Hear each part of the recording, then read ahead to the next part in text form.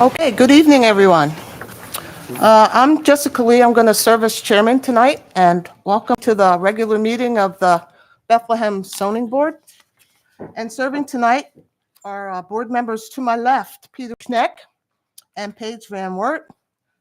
Our zoning officer tonight is newly appointed Emmanuel Machado. Is that correct?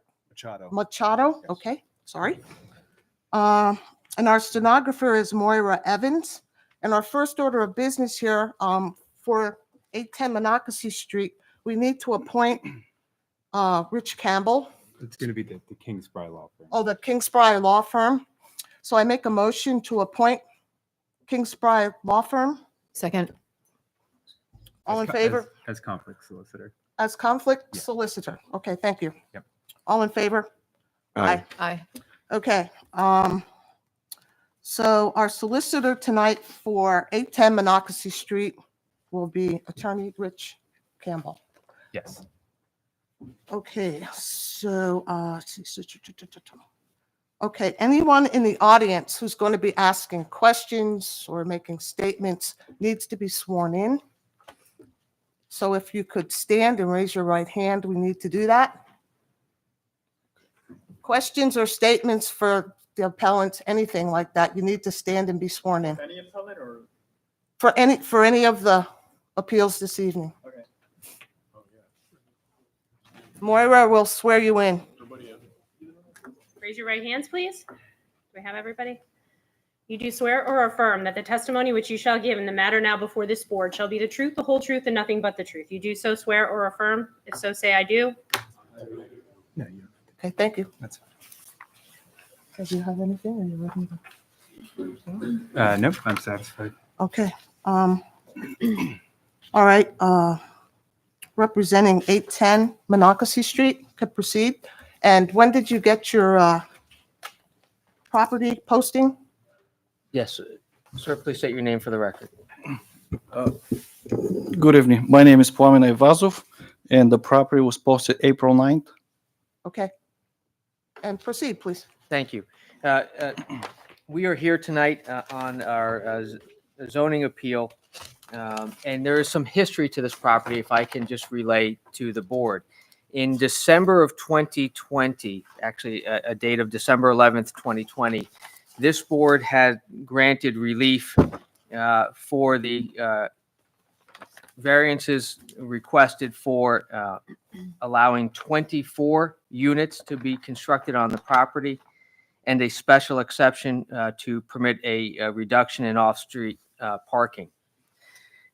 My client has continued with construction of the premises and is almost near completion.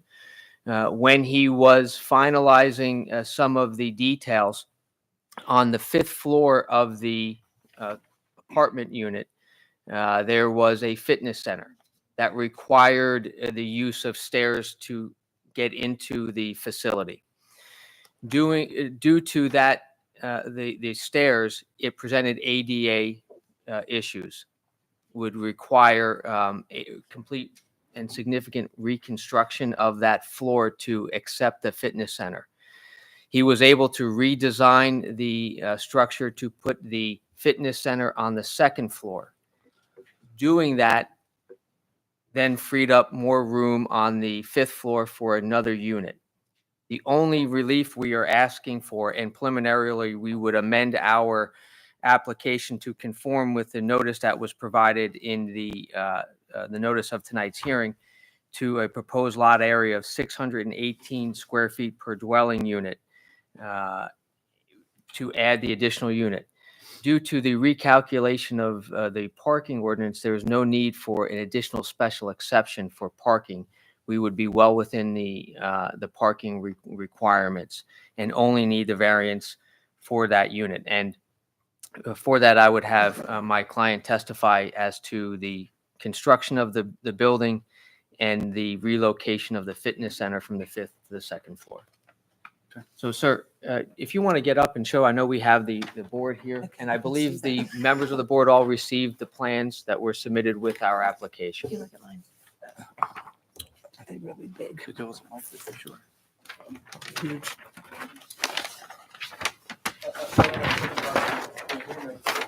was a mic before, so it's been a while. But just a little bit of history about the property. This property in particular was the longest blighted property in the city books. It was blighted for 25 years and vacant for 35 years for city vacant. I'm sorry, sir. You know what? I'm having trouble hearing you. You're gonna have to speak up a little. Just know whether, Can I use one of Yeah. those ones? yeah, pull that over. You're on, I think. Okay. There you are. So, sir, you were stating that this property has been vacant for how long? So the property was vacant for 35 years before I purchased, and actually was blighted for 25. So that property in particular was the longest blighted property in city books. So the beginning when we designed that, I designed as a fitness, so it was the rooftop without those space, so that way everybody can use it. But because the property it's so well built, some of the walls are about 4 feet thick, and created a real challenge with the handicap accessibility. So we were looking at all different kind of options. So let me stop you there. You were going to have the fitness center on the 5th floor, correct? Correct. Yes. And in your construction, you ran into difficulty trying to make that fitness center handicap accessible due to the current state of the building itself, the thickness of walls and floors to that extent. Correct. And then in your research, were you able to redesign the location of where the fitness center could be ADA accessible, handicap accessible in your building? Yes. So we're able to redesign the fitness in the 2nd floor, which is right outside of elevator, so it'll be accessible for everybody. And that would meet all of the requirements for agencies or authorities that would require ADA accessibility. Correct. And in doing that, in relocating the fitness center to the 2nd floor, what did it do to the 5th floor where the fitness center was originally located? So right now the 5th floor pretty much become to be a vacant space, not non-usable space.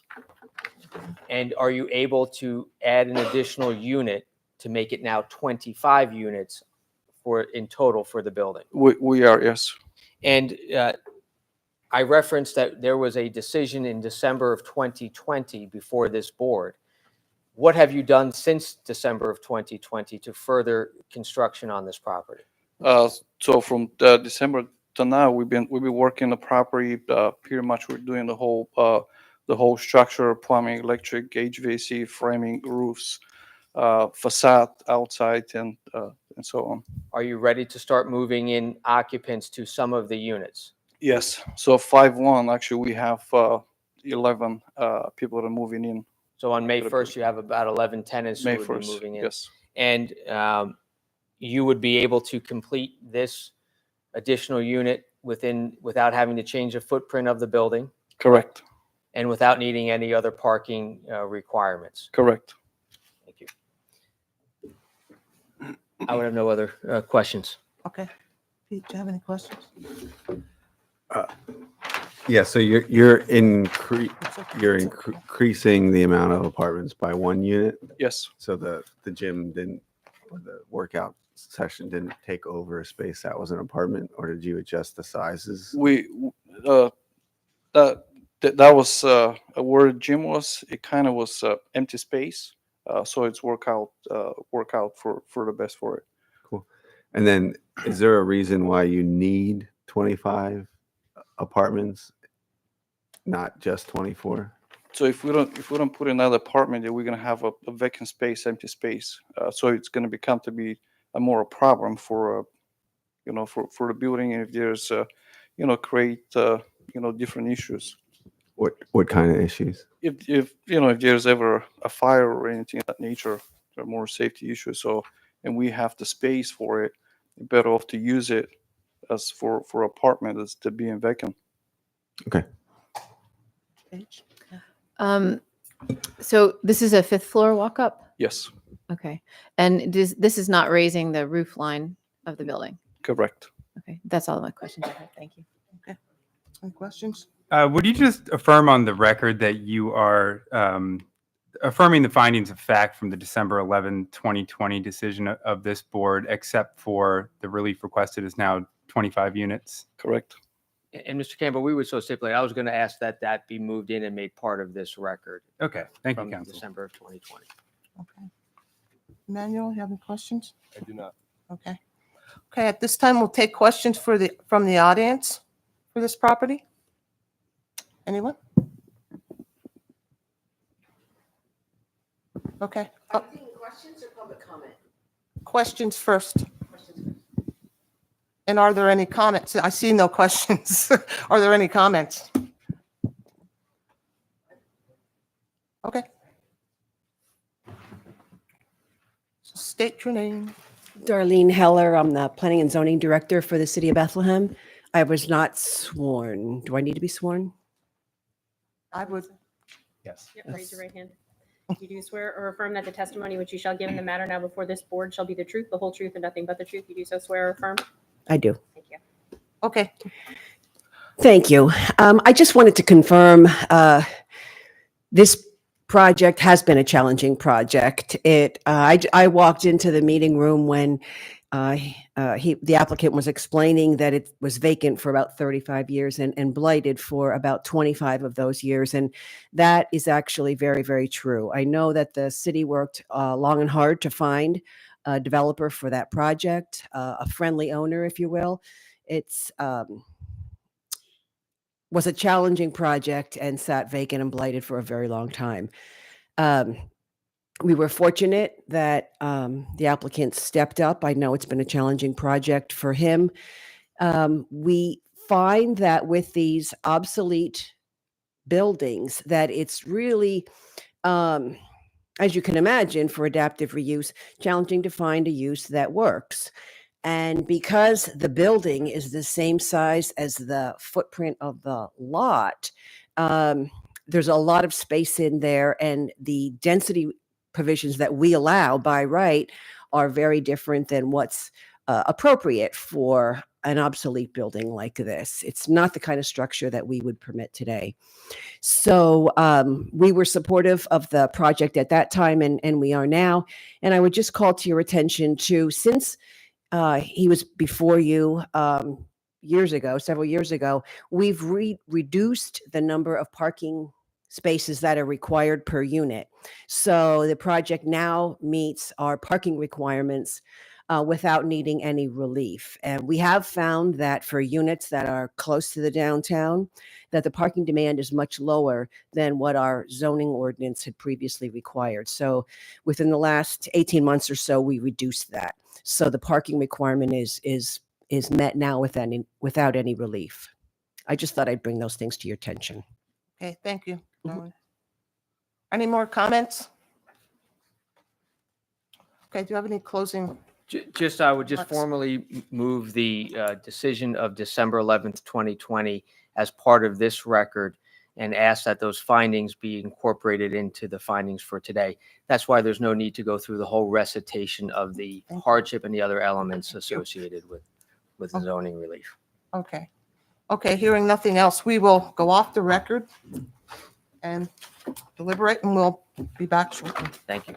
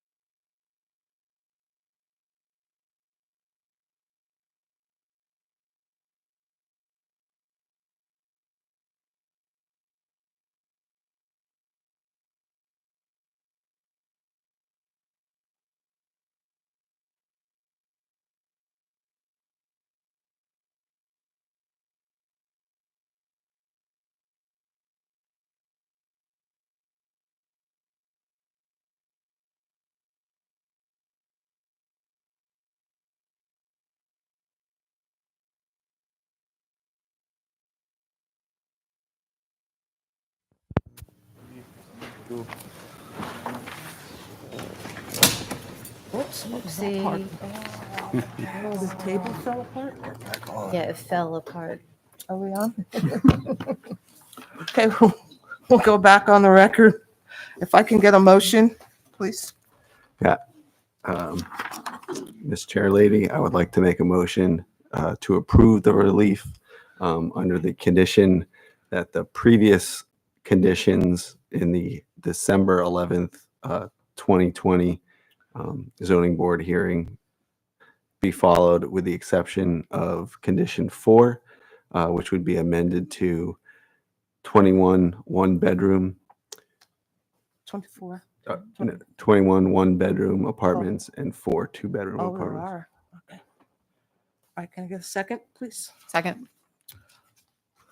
Okay, Emmanuel, if you would read the roll when you, Paige Van Wert, Aye. Peter Schneck, Aye. Jessica Lee. yes? All right. Your appeal has been approved. Thank you. Approved. Thank you.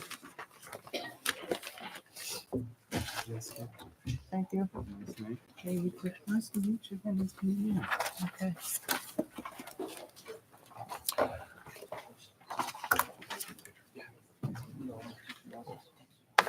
Next, we will hear the appeal for the property 1708 Calypso Avenue.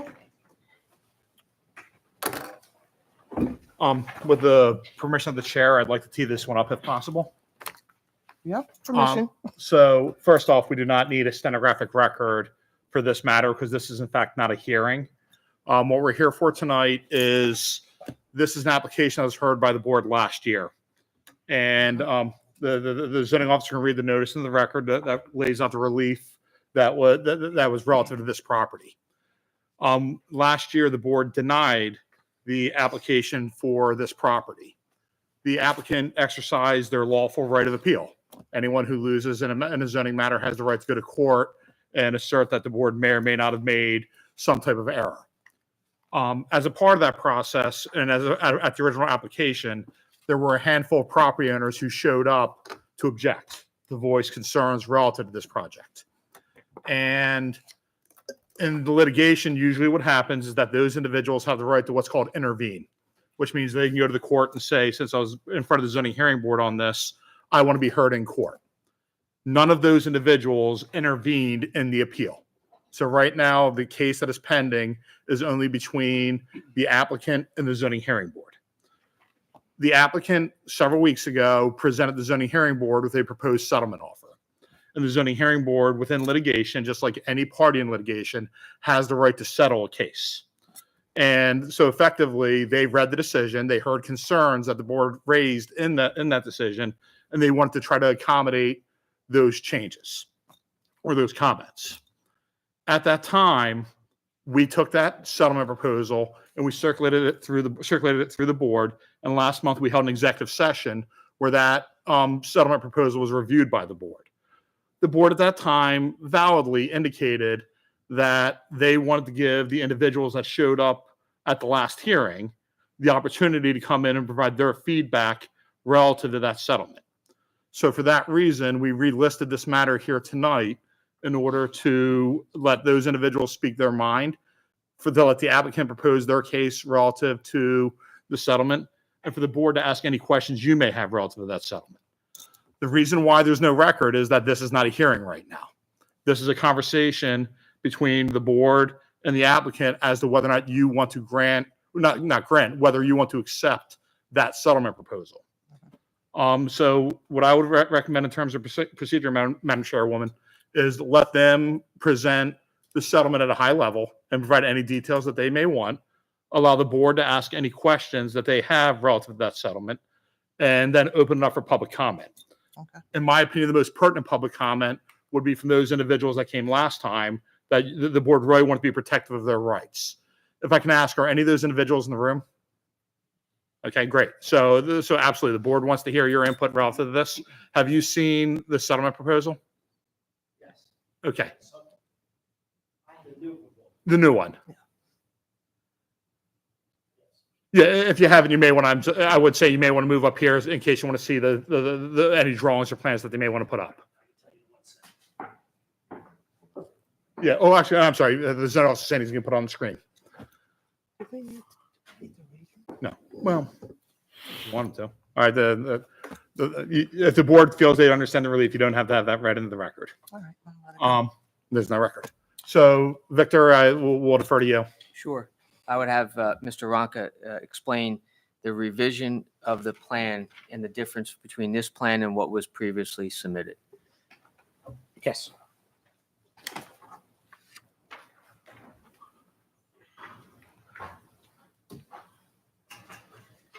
Good evening, board members. You can please use the, Oh, the, yeah, the the wireless mic there. This one is wireless. Yeah, there you are. Whoa. Got it? Yeah. Okay. The lot the subject lot is 1708 Calypso Avenue. We were in front of the board back in, I forget exactly when it was last year. This should better show what we're looking at.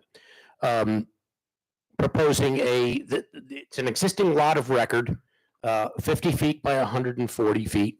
We were seeking relief, I believe, from the front yard, which was a minimum, it's an RT zone, and I believe it's 75-foot minimum front yard width, and we were seeking relief because it's an existing lot of record at 50 feet. Now, I'm going to stop you, Mr. Ronca. When you say it's an existing lot, meaning you did not change these property lines. This is how this property was originally subdivided. Yes, this is exactly how it was originally subdivided, such as with many other lots on the west side of Bethlehem in the same district. Right. So with that said, when I was in here previously, we had proposed a 32-foot wide, I believe, by 50-foot deep home, which met all of the setback requirements. And with all due respect to the board, we were a little perplexed as to the prior denial, because again, we met all requirements. Anyway, I apologize. Continuing on, the decision, as we understood it, the board denied because the house, they believe the house to be out of character. Is that correct? There was a concern about the dimensions of the house in the lot. In relationship to the lot size. And then what did you do in response to that? In response to that, we reduced the width of the home to 27 feet by 50 feet. So I now exceed this, although we previously exceeded the setback requirements, we now are, 50 feet minus 27. We've got, I'm not quick enough to do the math, but we've got we exceed the setback, the 8-foot side yard setbacks, front and rear yard setbacks significantly.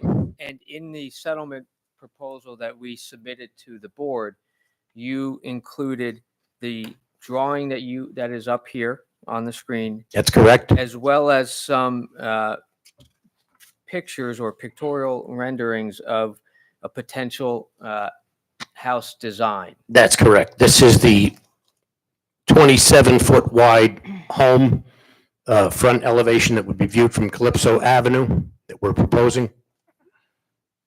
Another front elevation. And if I am correct, looking at the diagram you also submitted, would include a 4-bedroom home. That is correct. There were floor plans provided, I Yep. believe, with the submittal package. 2-story, 2-car garage, living room, and dining room. Exactly.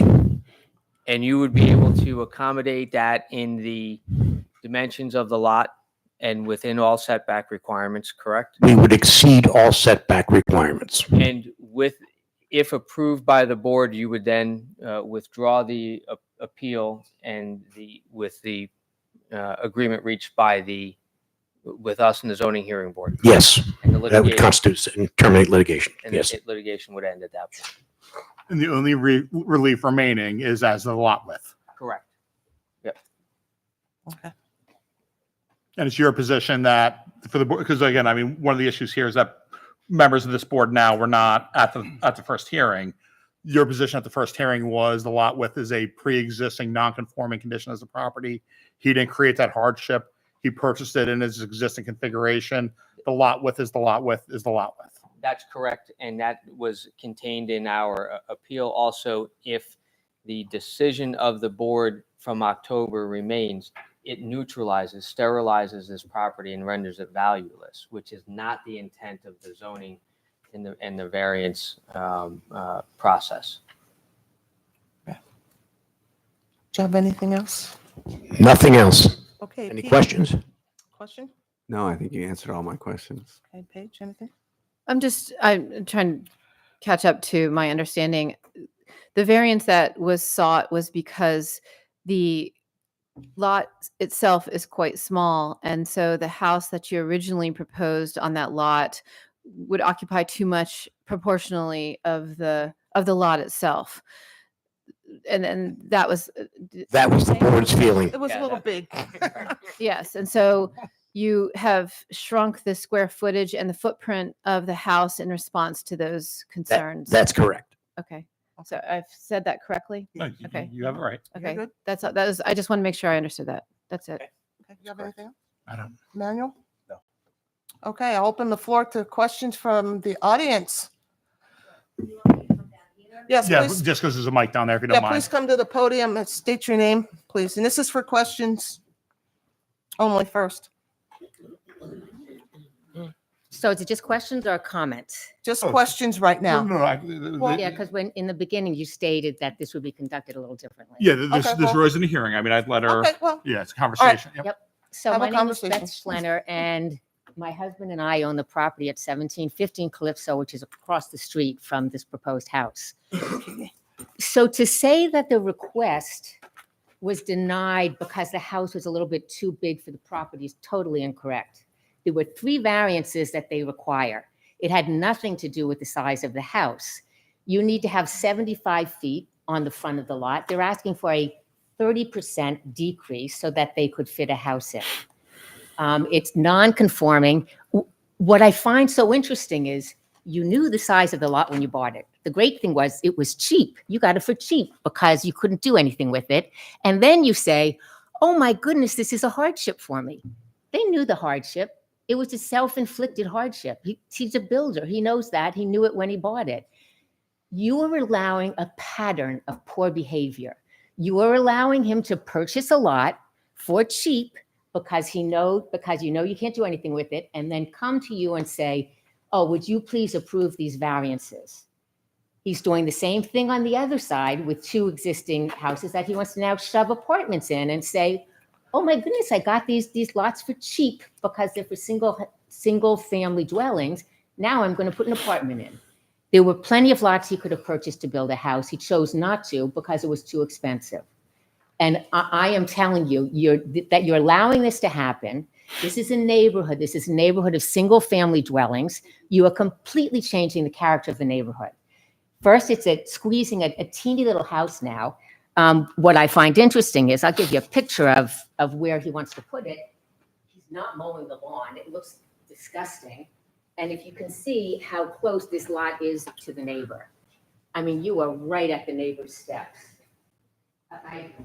I'm sorry, I'm actually angry about this, to hear them say, oh, the only reason this is denied was because the house was too big. That is not the only reason. There are 3 variances. You need 8,000 square feet. They only have 7,000 square feet. How did that not come up in this discussion? I have a letter from the individual who lives in the house next to this proposed house. And he's in his 90s, so he wasn't able to be here. But he states, the comments relative to this case are on behalf of 92-year-old John Crusan, who has lived at 1718 Calypso for more than 34 years and is adjacent to the 1708 property in question. John has a lifetime lease on this property at 1718, and at one time he owned the 1708 property.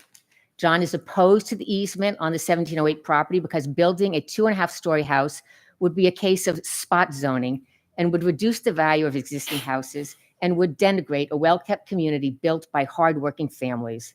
An easement would cause great damage to the present surroundings.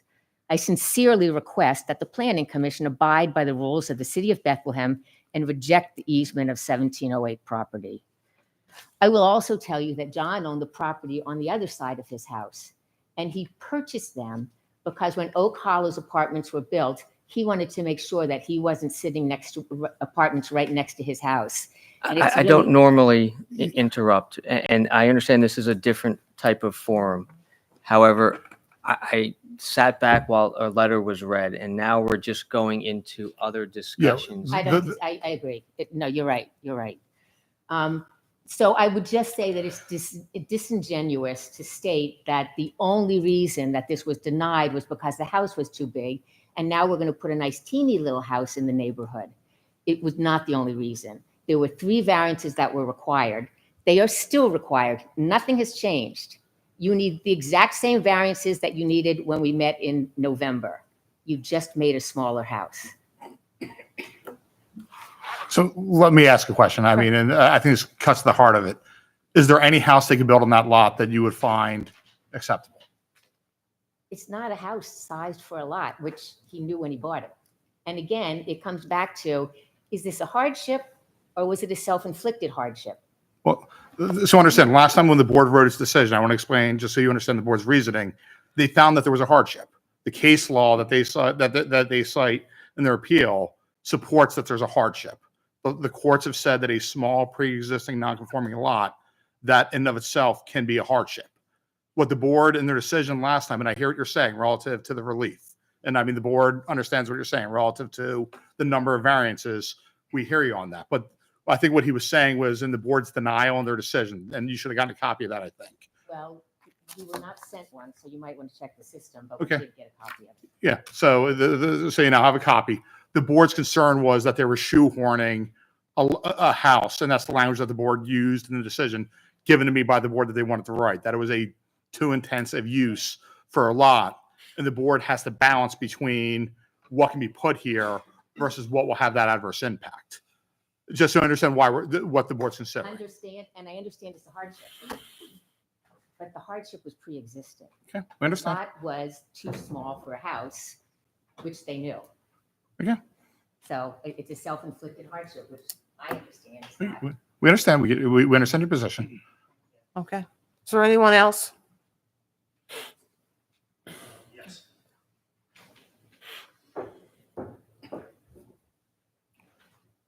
My name is Mike Schlenner, 1715 Calypso Avenue. It's your language on your information that says hardships cannot be created. He bought a property he knew was too small. It's black and white, clear as day. A non-conforming piece of property cannot have a house built on it. It is black and white, clear as day. These folks knew it when they bought it. They rolled the dice, and they shouldn't win. This house that you're looking at right here. The picture of the driveway that looks nice and flat. You can't have a flat driveway there. The piece of property lies about 4 or 5 feet off the street. That driveway has to be at a 45-degree angle. All the pretty shrubbery there, it's an empty lot. It's a side yard of someone's home, and they're trying to sell it. They sold it, and now they're trying to jam a house in there. You are opening a can of worms you folks will not be able to close. As the attorney said, we can't talk about it, but trust me, you're opening a can of worms. You won't be able to close it. Thank you. Thank you. Victor, any parting comments? I understand the emotion involved from the neighbors, but I do have to take exception to the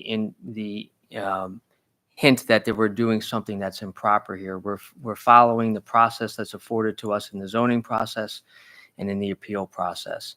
And the relief that we're asking for in the settlement we have proposed addresses the concerns of the zoning hearing board as previously stated in its decision. And I would submit that the revised plan is compliant with their concerns and meets and addresses those needs and allows for this property to be used as it was subdivided and to allow this single family home. Okay, thank you. We'll go off the record. Session.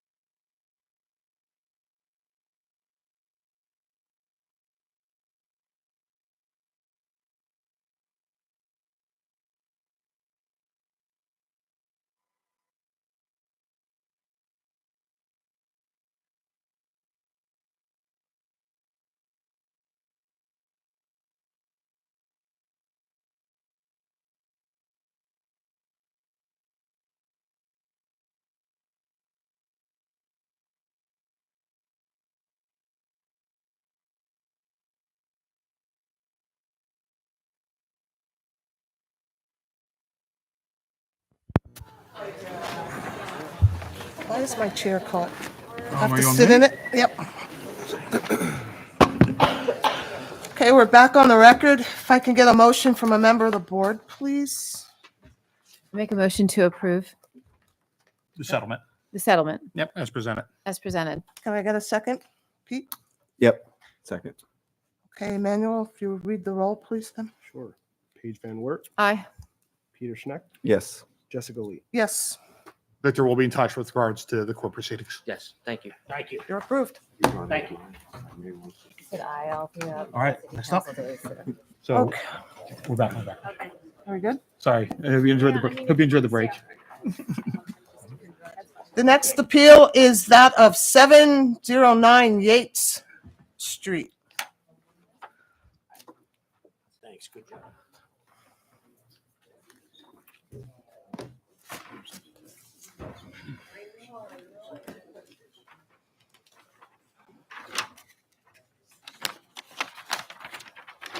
So, well, he's going to set up one. Okay. Oh, okay, are you sworn in? No. You're not sworn in? No. Okay, you need to get sworn in. Raise your right hand. Do you swear or affirm that the matter now before this board shall be the truth, the whole truth, and nothing but the truth? You do so swear? Yes. Would you like to? You go ahead. Okay, Emmanuel, if you would read the facts of the case, please. Sure. 709 Yates Street. Appeal of property owner Joel Moyer to build a storage shed in the backyard of property 709 Yates Street. The required side yard setback is 15 feet, where the applicant is proposing an 8-foot side yard setback. This request requires a dimensional variance, sections 1306.06B7, and all associated Is that one? variances, special exceptions, and interpretations. Okay, can you tell us when the property was posted? Yellow card? Yeah, April 11th. Okay, thank you. Yes. Do you have any questions? You- Okay, you can proceed, please. So yeah, we completed construction on the main building there, 709 Yates last year. And, upon moving in, our equipment's large, scaffoldings, ladders, trucks. If you put a truck inside the building, we run out of room quick. So I'm just looking to add a storage shed in the back there, just for equipment purposes, things like that. The lot's a little narrow, as you can see, and then with the large setbacks on the sides being 15 feet, it only leaves 10 feet. It takes up 3/4 of the yard, so that's why I'm seeking a variance. Okay, Pete, do you have any questions? Sure. You're showing a 16 by 24 shed. Yes. Is that the minimum size you need for that property? I mean, that's my ideal size, because again, just the equipment that we have, it's big. I mean, the ladders are, everything's it's big, and roofing materials, big sheets, it's all big stuff. So the bigger, I can fit more stuff in there without being too jammed up. Are there any other sheds in the area that are comparable in size? I don't. Or can you explain your neighboring properties? What? If you're looking at the front of the building, I guess would be south of the building or of the shed proposed. There's a residential house, and I actually used to own that house and I sold it. But to the right side, it's a larger commercial building. I think they rent it out. They tow vehicles or what have you. Whatever. It's a commercial building to the right, to the north side. Yeah, you see it. Yep. Yeah, the blue warehouse building, is that what you're talking That's about? not mine. Yeah, but that's the That's not commercial. yours. That's not mine. Mine's right there in the center. Okay. Yeah, you were here before. You wanted space on the second floor. Yeah, that's where we completed the construction there, and I think it There's worked still out not great. enough space in that. You know what? You would think, but you start putting a trailer in there or a vehicle in there, you run out of room really quick. I could fill up half of this room with roofing materials and scaffolding probably. How high is your shed? It's going to be, I don't even know if it's on here. It's like 10 feet. And is there a fence between you and your neighbor? There is. Is that all the your- way around? There's fencing. All right. Is that your fence? Yes. And how high is that fence? That's just, boy, it's at least 6 feet, I would say. I don't, off the top of the head, I'm not sure exactly how high it is. Okay. But your neighbor's view off the back, will they be able to see the shed? Off of their deck, I'm sure they could see down because they'll sit up high. Okay. Paige, you have anything? Yeah. So this is LI zoned, correct? Yes. And then the residential homes next door, those are in a residential zone? No, the whole. The whole place is light industrial. Even the residences next doors? Yeah.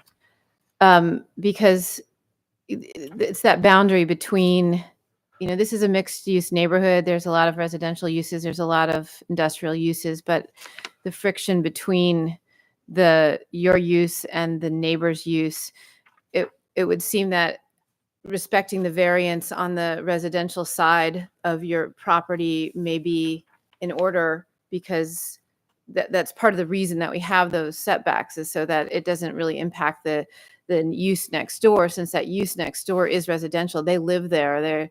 That's how they use their land. It would seem to me that respecting that variance on that side may be important. Could you consider shrinking this to allow that setback to be honored as it should be? I don't know if I'm saying this correctly, but I think that's an important boundary to respect, the one where your industrial use goes up against a residential use. It's a large setback. It's 15 feet. It's almost half of the yard. The yard's, call it yard, is 40 feet. Mm-hmm. It's quite a bit. I mean, the building itself is had the variance. The shed is just in the backyard, fenced in. I could try to push it, but maybe perhaps we could, if the other side can be 5. I don't know how to. You would be open to shifting it towards, If we could shift it back making a the little one bit. side, the one side. And it doesn't. I mean, I'm not going to greater die on this variance. hill. That So it's doesn't not have to be sitting in 20 the feet. middle of the yard? Is that what you're saying? Yeah, so you'd shift it Or towards. push it off to the side a little bit more? Would you be open to planting like screening trees? Yeah, on yeah, that it's side? fine. That's all the questions I had. Okay, any questions? So to be clear, just because the board was asking some very specific and important questions there. The property that's, is that 717 Yeats Street, that is the residential property, correct? It's 709. It's 709. Mine's 709. 703, I think. 703 is the house So next door. 703 is the residential property, what the board is expressing potentially, you've not yet voted, you've not yet made a decision, is that you'd like the applicant to consider, and the board may consider conditioning any relief that you may or may not grant on shifting the structure away from the residential property and towards the industrial property. Correct. Yes. And real quick, how are you accessing that shed? There's a staircase along the side of the building there. Yeah. It's a walkway and a set of steps. So you're not using a vehicle or anything? Oh, no. Just for small materials? Yeah, it's just for this carry down. It's not that far of a carry, but yeah, and I'll not that it matters probably too much, but I'll put materials that I don't need daily in there. Well, do us a favor, describe materials, exactly what types of things are going to go. It'll be a lot of definitely a lot of scaffolding and definitely some roofing board and materials such as that. Definitely ladders. Nothing hazardous or anything like that. 'Cause And I thought that's nothing what temperature We sensitive. approved your garage for Mhm. the other year for scaffolding and such. Yeah, And you ran out of space, is that? yeah. Well, you'd be surprised. The other thing is too, if you put a couple vehicles in that building, it fills up really quick. I mean, it really does. There's 2 garage bays, so a lot of times we'll put a trailer. I have a trailer that I don't always use on a daily basis. Like we back it in there. That trailer's, Mhm. with the hitch on it, it's 15, 16 feet long. I understand, but just a hypothetical, what happens when the shed is full? And that's it. I mean, there's nowhere else to go. Okay. Will the shed have electrical or plumbing? No, No. I think it's just storage. Okay, clear. So I have, Right, no security lights or anything like that. I have lighting around the building already, but there won't be anything like on the shed or nothing like that. Okay. Okay. Emmanuel, do you have anything? Okay, I'll open the floor to questions from members of the audience for this property. Any questions? Seeing and hearing none. Any comments? Okay, do you have any more? I don't. I don't have anything else. I mean, Okay, all right, that's fine. And we'll go off the record. Return. thanks. Almighty cow.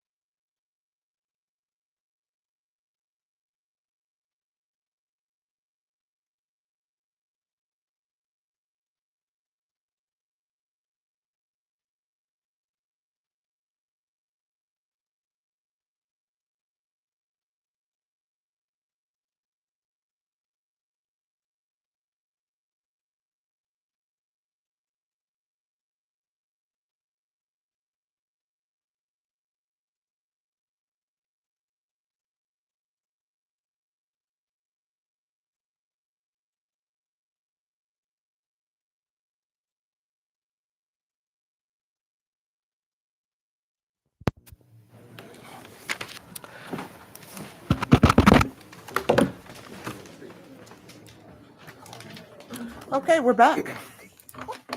Can I get a motion, please? Madam Chairman, I'd like to make a motion to approve the relief sought with the condition that you work with the city arborist and city officials to create a landscaping screen wall along your property line with the 703 residential address. Can I get a second, please? Second. Okay. Emmanuel, read the roll, please. Paige Van Wert, Yes. Peter Schneck, Yes. Jessica Lee. Yes. you'll get a written decision. You will get a written decision. Okay. And we'll, Great. and you deal with the city staff. Thank you. All right. You good? Does anybody want a break or anything? Anybody want a break? Are we all right? I'm good. Okay, the next appeal is that of 1235 Pembroke Road.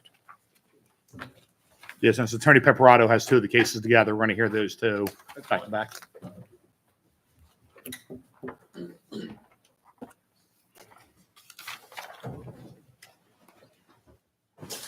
I need the Wi-Fi password because I use my. Yeah, let's make it for next time. I may email. Can you please tell us when the property was posted? I am the, because my English is not good behalf of me, my brother talking with me. Please speak into the microphone. He's saying he's brought me along to, his English isn't so well, so I will be speaking on his behalf. Okay. So The board approves. do me a favor, just for the record, sir, what's your name? What's his name? First name is Ahmad, last name Akbar. Can you spell that, please? A-H-M-A-D Ahmad, and last name Akbar, A-K-B-A-R. Okay. And sir, you're translating. What's your name? My name is Nisar Chaudhary. If I can ask, what's your relationship to him? We're friends. Okay, that's fine. Yes. Can you spell your name for me too? Yes. First name Nisar, last name Chaudhry. Were you both sworn in? Yes. Thank you. You're welcome. Okay, can you tell us when the property was posted? You should have received a yellow card. Kadun I notice.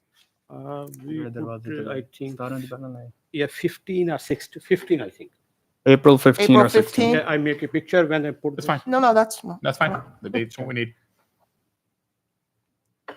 okay, please proceed. Sure, thank you. Well, the property in question, the proposed business, the use would be a smoke shop. The applicant here would like to continue with the non-conforming use of the property. He'd like to inform the hearing board that there's no smoke shop within a 1 mile radius of that location. Members of that neighborhood, they're present here, if they may raise their hand. They have requested and they're in support of a smoke shop there, and some things here. The section mentioned 1323.07. According to that, there would be no traffic generation or congestion for his smoke shop. He's not expecting any deliveries, no trucks, nothing of that nature.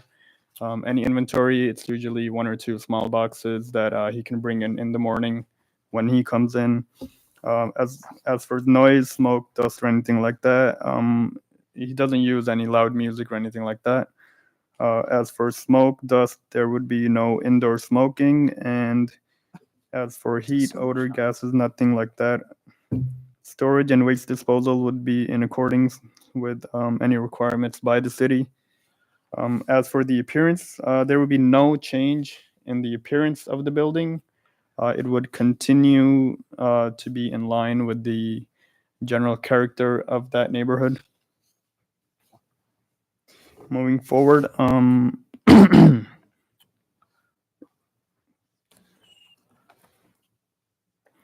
there will be no hazardous materials or anything of that sort. The property also has 5 parking spaces that the owner said will be exclusively for the smoke shop. So there will be no off-street parking because I own a smoke shop. We also have my brother here. He owns a smoke shop. We're here to provide more details. It's about 30, 40 customers per day. That's about 3 to 4 per hour. And I don't think all 5 spaces would be used. So off-street parking, any double parking, blocking traffic hazards, nothing of that sort would be present as well. Moving forward, the property, I have some pictures here, would be easily accessible to anyone in a wheelchair or with a disability, as well as the bathroom.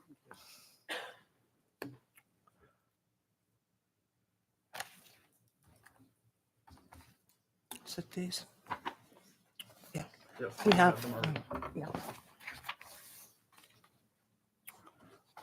So those were already included in the application, so you're just handing up additional copies. Yes.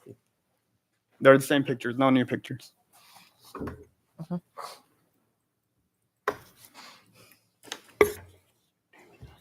So Mr. Akbar here is seeking to continue the use, non-conforming use. It used to be a barbershop, and he has also mentioned to me that a barbershop, whenever someone would come for their service, they're probably parked for a couple of hours, at least an hour. And when there would be too many, people would move to on-street parking, maybe even double parking, but his use would reduce that because a normal visit to a smoke shop would be 5-10 minutes at most.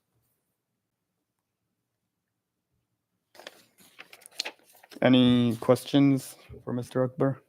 Do you have anything further? Nothing further here. I would like to mention the hours of operation. He has proposed 10 to 8 p.m. Monday through Saturday. He will be closed on Sunday. And as for employment, 1 to 2 employees would be there. And they would park in the same spaces out front? Yes. 2 employees if business is good, but 1 employee at most. Yeah. So, and 2 employees wouldn't even be there present at the same time. He's saying it would be morning shift and later in the evening. All right, Pete, do you have anything to ask? No, I think I'm all right. Yeah, I just want to know, when you say smoke shop, what Yes. what do you sell specifically? It will be disposable devices, cigarettes, tobacco, things of that nature. Any CBD products Yes. and vaping products? Yes, disposable And products. I'm just looking at how close you are to the elementary school. Marvine is not very far away at all. How would the people in the community, do you feel, deal with the fact that you may be selling products that are tantalizing to young children? Well, he has brought supporters who would like that there, but as opposed to any other, for our smoke shops, what we don't allow any kids in. We also put signs up, no one under 21 is even allowed in there. Do you check IDs? Yes, we check Everybody? IDs on everyone, and we put signs on the door that no one under 21 is allowed to enter. If any kid is entering, even by mistake or just to look, right away we're, hey kid, what are you doing here? And they're asked to leave right away. Okay. You don't know if the people who lead Marvine Elementary School are aware of this smoke shop coming in? The notice was posted on around the 15th or 16th. No opposition has been seen so far. No one has come to that property or has contacted Mr. Akbar, and no one, I believe, is present here, unless if you can make an announcement, anyone is present here who would be in opposition to that. Okay. Thank you. You're welcome. Those are my questions. Okay. I see that it's an apartment. Someone lives upstairs. Does someone live next door? I believe someone lives next door. Nagoya. We have the property agent present here with us. I think she can answer that. She's in a better position to answer that. It's a pretty basic question. Are you using the whole building for? No. smoke shop? We're just using about 540 square feet for the smoke shop. About 440 of that would be available to the public retail use. Okay, and the resident upstairs doesn't oppose? No. Okay. No opposition. We met the guy. He's okay with it. He's a cool guy, to be frank. Yeah. Okay, I have one more question. One more question. Are you going to put up those lights? Blue lights? we usually it's usually an open sign and a smoke shop sign in the window. And Window? yes, Nothing hanging? and any other signage, if he does require, would be through the city and the proper procedures and approvals. Okay. Do you have anything? So I just want to go back to the question that was being asked relative to the school. Mhm. Walk us around the surrounding uses, like who are the neighbors on each side, who's behind the property, who's across the street. Walk us through that. This is. Oh, really? Underneath here. Oh, yeah. Okay. The Ikpa, Two the elementary grocery schools. alley. Yeah. Yeah, the picture. He's saying across the street there is what he believes is maybe a car company or a rental company, maybe even a sales company. He's not sure, but he does see limos and cars parked there. On one side is a grocery store, and in the back, he's saying it's mostly residential. How many chairs are in the barber shop? Do you know? In the barber shop, we don't know. When he went in, I also visited the place. It's all empty. In terms of the barbers, how many customers at a time are they serving? The barbershop? Yeah. It's not there anymore, so it's all empty. We never seen it in operation. Yeah. So you don't know the intensity of that relative to how many employees they had, how many customers they had. No. So I have. Okay. Mary, I don't have. Okay, I'll open the floor, the audience, for any questions. I don't have a question, I have comment when you're ready for comments. Okay, I open the floor for comments.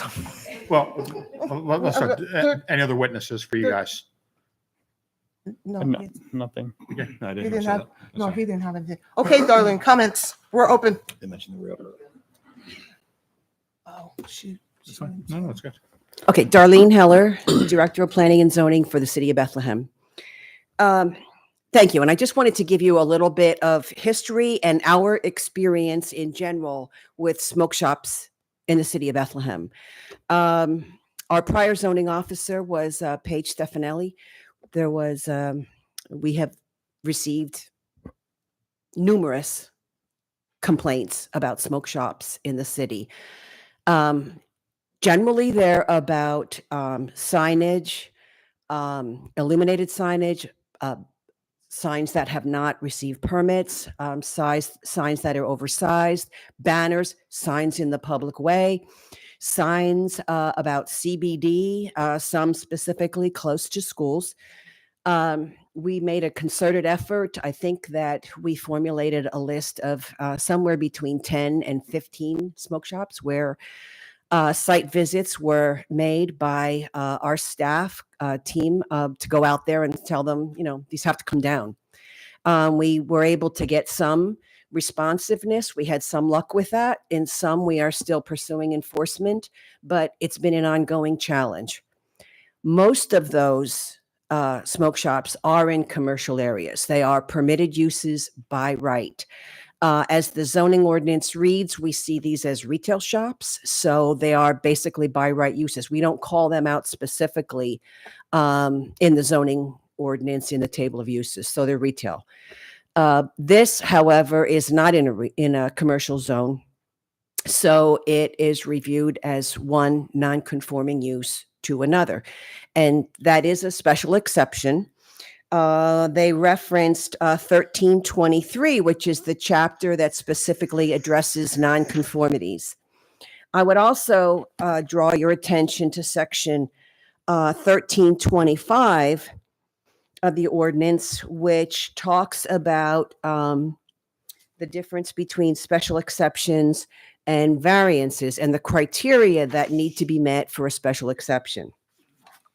So specifically section 132507B, these are the general requirements and standards applicable to all special exceptions. And it does say that the applicant is required to meet any specific requirements. Wait, I'm reading the wrong section here. Take your time. A special exception will meet all of the following general requirements, as well as any specific requirements and standard listed for the proposed use. So the special exception request does need to meet all of the requirements. Now, some of the requirements, in all honesty, I don't think they're applicable to this, but number 2 reads that the proposed use is in the best interest of Bethlehem, the convenience of the community, the public welfare, and be a substantial improvement to property in the immediate vicinity. Number 3 reads that the project would be suitable for the property in question and designed, constructed, and operated as maintained so as to be in harmony and with an appropriate in appearance. I don't know why I'm stumbling over my words. I'm sorry. In appearance with the existing or intended character of the general vicinity. Item number 4 says that it would be in conformance with all applicable requirements of this ordinance. And number 5 says that the proposed use shall not substantially change the character of any surrounding residential neighborhood after considering any proposed conditions upon approval, such as limitations upon hours of operation. So I would just specifically call your attention to those criteria that it is the obligation of the applicant to meet in their proposal. If you have any questions for me. I do not. Okay. Do you have anything? Are you good? No, I'm okay. Thank you. Okay. Thank you, Do you have a Jonathan. question for her or?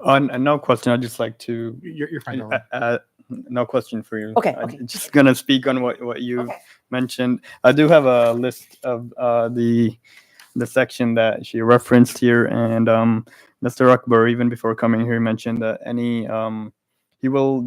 he proposed to do everything in accordance with all the requirements and any limitations that the hearing board feels and sees that would be the best way to move forward with this property, with the smoke shop. He's willing to accept that to move forward with it. Okay. Do you have anything else? No, thank you. Okay. All right, we'll go off the record.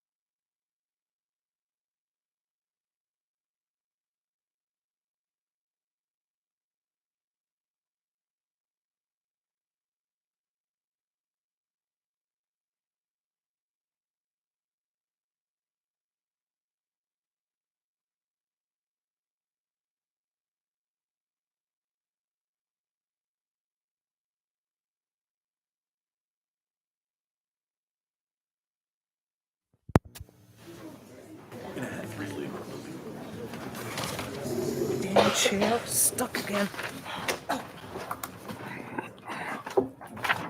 Make sure we're back on. You back on? Yes. Yep. Okay, can I get a motion from a member of the board, please? I can make a motion to deny. Second, A second. read the roll, please, Manuel. Paige Van Wert, No. Peter Schneck, Wait, hold on. Oh. You were. Oh. You yesterday. Yes. You're voting yes, that you want to deny. Yes. Yes. Peter, Okay. Peter Schneck, Yes. Jessica Lee. Yes. You'll get a written decision. Thank you. Okay. 5. Okay, we're still good. So now go back to number 4. Up here, we're on Yeah. Mechanic Street, correct? Yep. Page started. She all right down there? We're all right? Where are you? Okay. Okay, thank you. Okay, our next appeal is that of 1183-85 Mechanic Street. Hi. Good. Absolutely. Sure.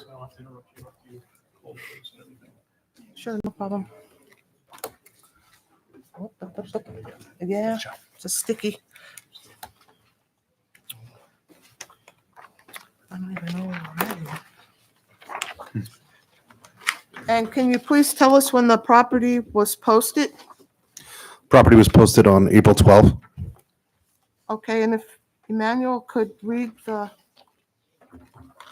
facts of the case, please? Sorry. That's all right.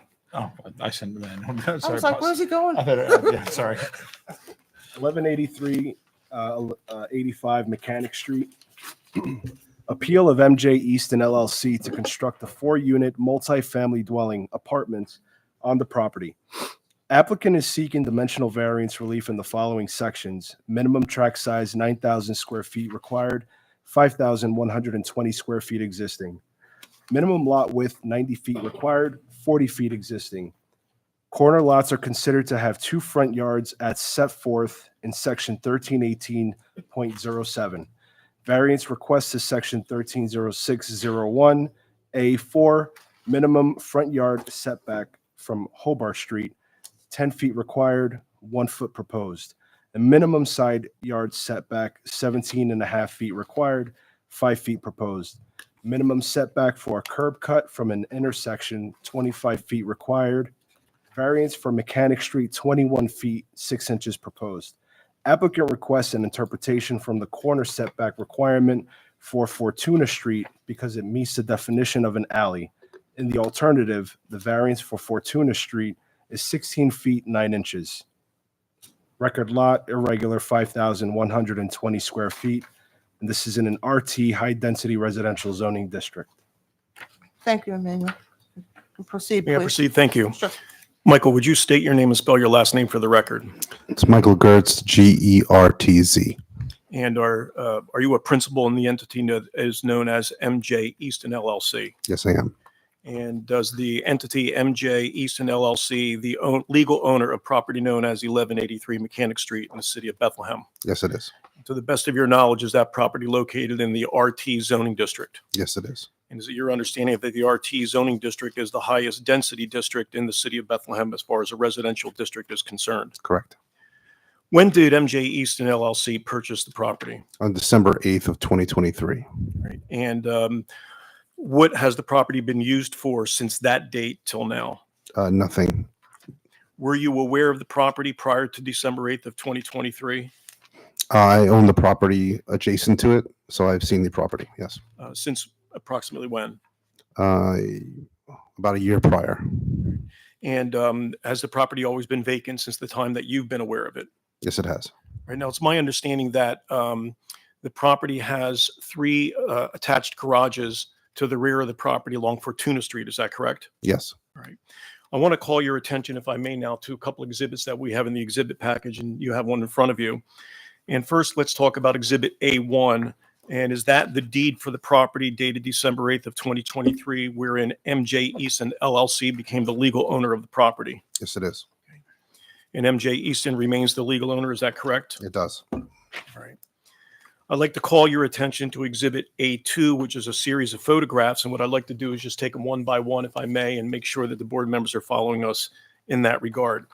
The first photograph appears to depict the subject property with a fence. Is that correct? Yes. And explain to the board members why that fence is currently existing at that location. We placed the fence because residents were driving over the curb and parking on the lot prior to my ownership. So to secure the area, ensure there was nobody getting hurt or any issues, we fenced it. Does the photograph depict the notice that you testified was posted on the property on April 12th of 2024? Yes, it does. More importantly, does the photograph also depict virtually the entire lot, either macadam or blacktop? Yes. And to the far right-hand side of the picture, would that depict at least a portion of the 3 attached garages that are located to the rear of the property? Yes, it does. Okay. If you go to the second page, please. Again, this is a photograph now that depicts, I believe, the portion of the lot that is closest to East Mechanic Street. Is that correct? Correct. All right. And to the far side of the property, there appears to be a fence. Is that right? Correct. And can you tell the board members, is that fence on this property or is it on the adjoining property? Adjoining property. And does the photograph again depict the condition of the property as it currently exists? Yes, it does. And did you take these photos? Yes, I did. And when did you take them? April 12th. The next photograph, would you agree with me that is a view of the property looking from the south to the north from East Mechanic Street? Correct. And there appears to be a truck parked on the left-hand side of the photograph. Is that correct? Yes. Is that your truck? No. All right. And is that what the property was essentially used for at the time you purchased it? It shouldn't have been, but yes. All right. There appears to be sidewalk to the front of the property along East Mechanic Street. Correct. And as well on the side of the property, I believe that's Hobart. Is that correct? That's correct. And to the rear of the photograph, there appears to be the backside of the 3 detached garages that currently exist at the property. Is that right? Correct. All right. If you look immediately to the east, to the right-hand side of the property, can you describe for the board members what that dwelling is or what that building is? That is a multifamily building with at least 4 to 5 units. All right. And does that dwelling and its related buildings traverse essentially the entire block from Mechanic Street to Fortuna Street? Yes, it does. It goes all the way down with two garages at the end. Okay. We may go to the next photograph.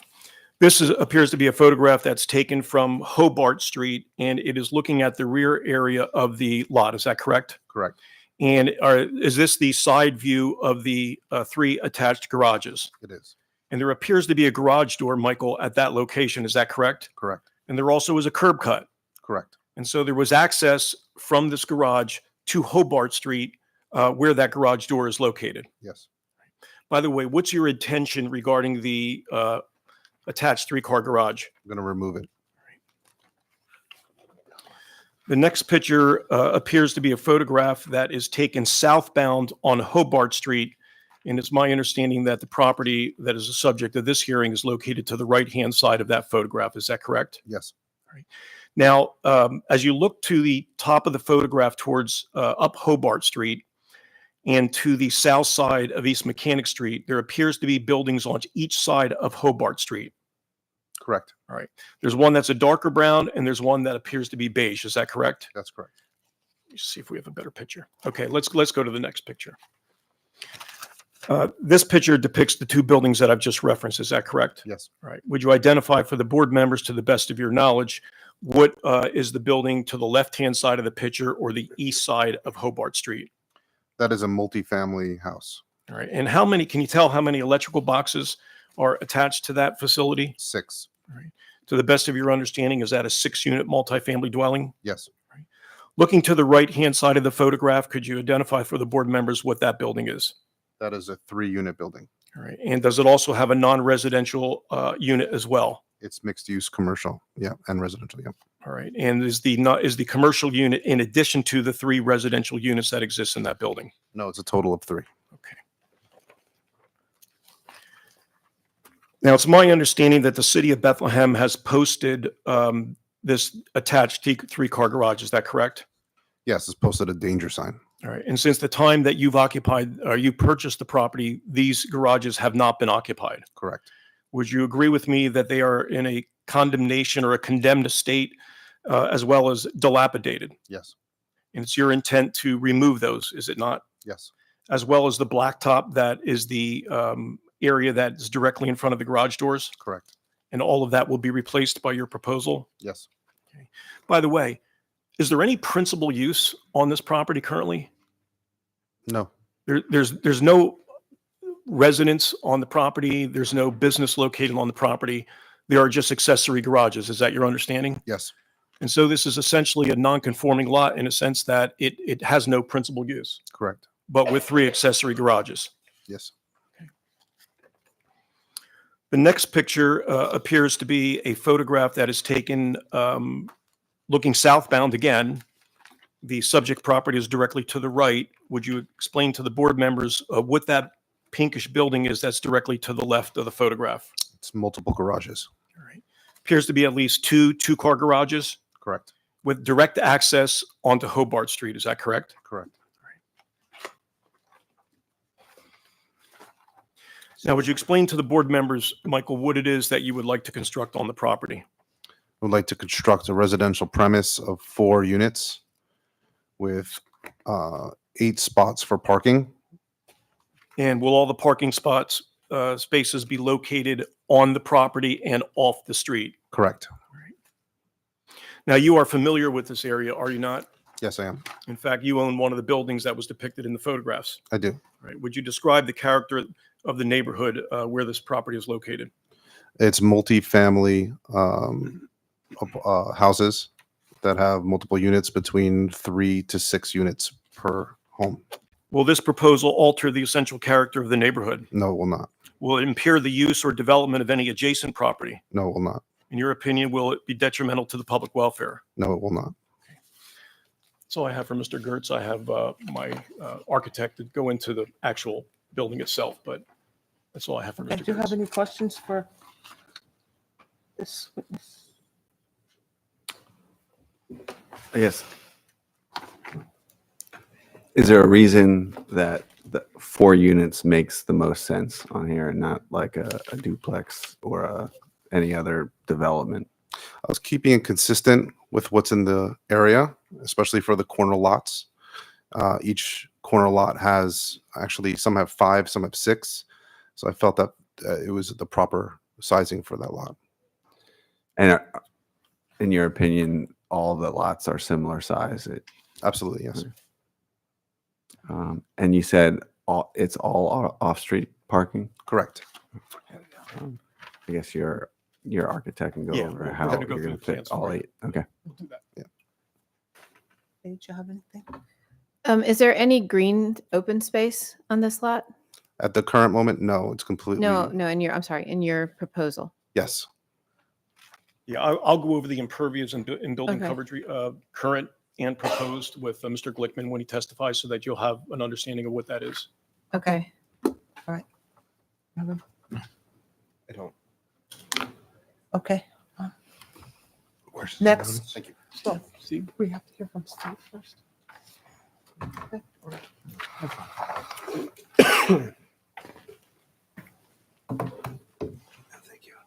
Okay? Sure.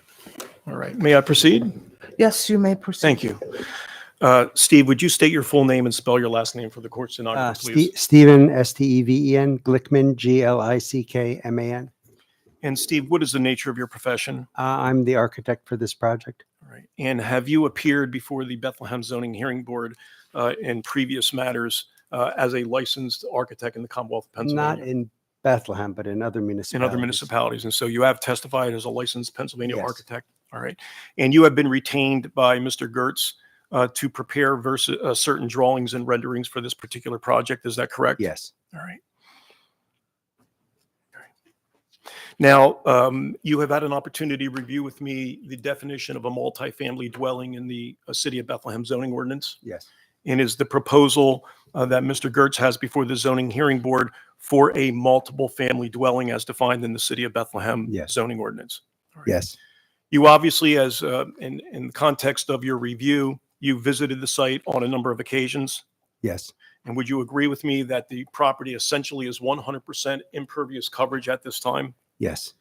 Covered both by either the garages and or all of the asphalt pavement that exists there. Correct. What is the condition of the garages in your professional opinion? The garages are deteriorating. I believe they were unused for quite a while. I know there have been openings put in them that my client had to deal with in terms of closing them up to keep them safe. I was told, although I wasn't in the garage, that they are in a state of collapse because the garages are on different levels. So one has a retaining wall that is deteriorating at the lower level. All right. And so from a health and safety standpoint, the garages have to be removed, do they not? Yes. All right. Steve, would you describe the condition of the asphalt that essentially covers the entire lot? I can't tell you how old it is, but it is in disrepair and not continuous everywhere. It's cracked and Yeah. And in fact, when the lot was paved, it essentially even was paved on the slopes of the side of Hobart Street. somebody was it wanted not? to keep the lot in place. Yeah. Right. So it essentially was capped. The Yes. entire lot was capped, was it not? Okay. Are you aware if there's any current principal use on this property? There is not. All right. And so essentially there are 3 accessory garages, but there's no principal use on the property to the best of your knowledge. Correct. All right. Multifamily dwelling is a permitted by right use in the RT zoning district. Yes. And to the best of your knowledge, this property is located within the RT zoning Yes, it district, is. is it not? Okay. If you will, Steve, I'd like to call your attention to the first page of Exhibit A3. And I know that you have submitted these exhibits along with the application as well, but I'd like to go through a couple things with you first. Sure. The lot dimensions. It's my understanding that the lot consists of 5,382 square feet. Is that correct? Correct. And the lot width is 40 feet. Correct. The dimensional requirements for a multifamily dwelling is the actual lot area requirement is 9,000 square feet, is it not? Correct. However, there's also a category in the ordinance which requires a minimum lot area per dwelling unit. Isn't that right? Yes. And essentially, isn't that the dimensional requirement that determines whether or not the use is an overbuild or not an overbuild? It's one of the criteria, yes. And the lot area per dwelling unit for this particular multifamily use is 1,200 square feet, is it I not? believe so, yes. And times 4 dwelling units, that would total a requirement of 4,800 square feet. Yes. And this lot exceeds that amount, does it not? And so therefore, from a lot area per dwelling unit requirement, this is not an overbuild on this particular property, in your professional opinion. Yes, correct.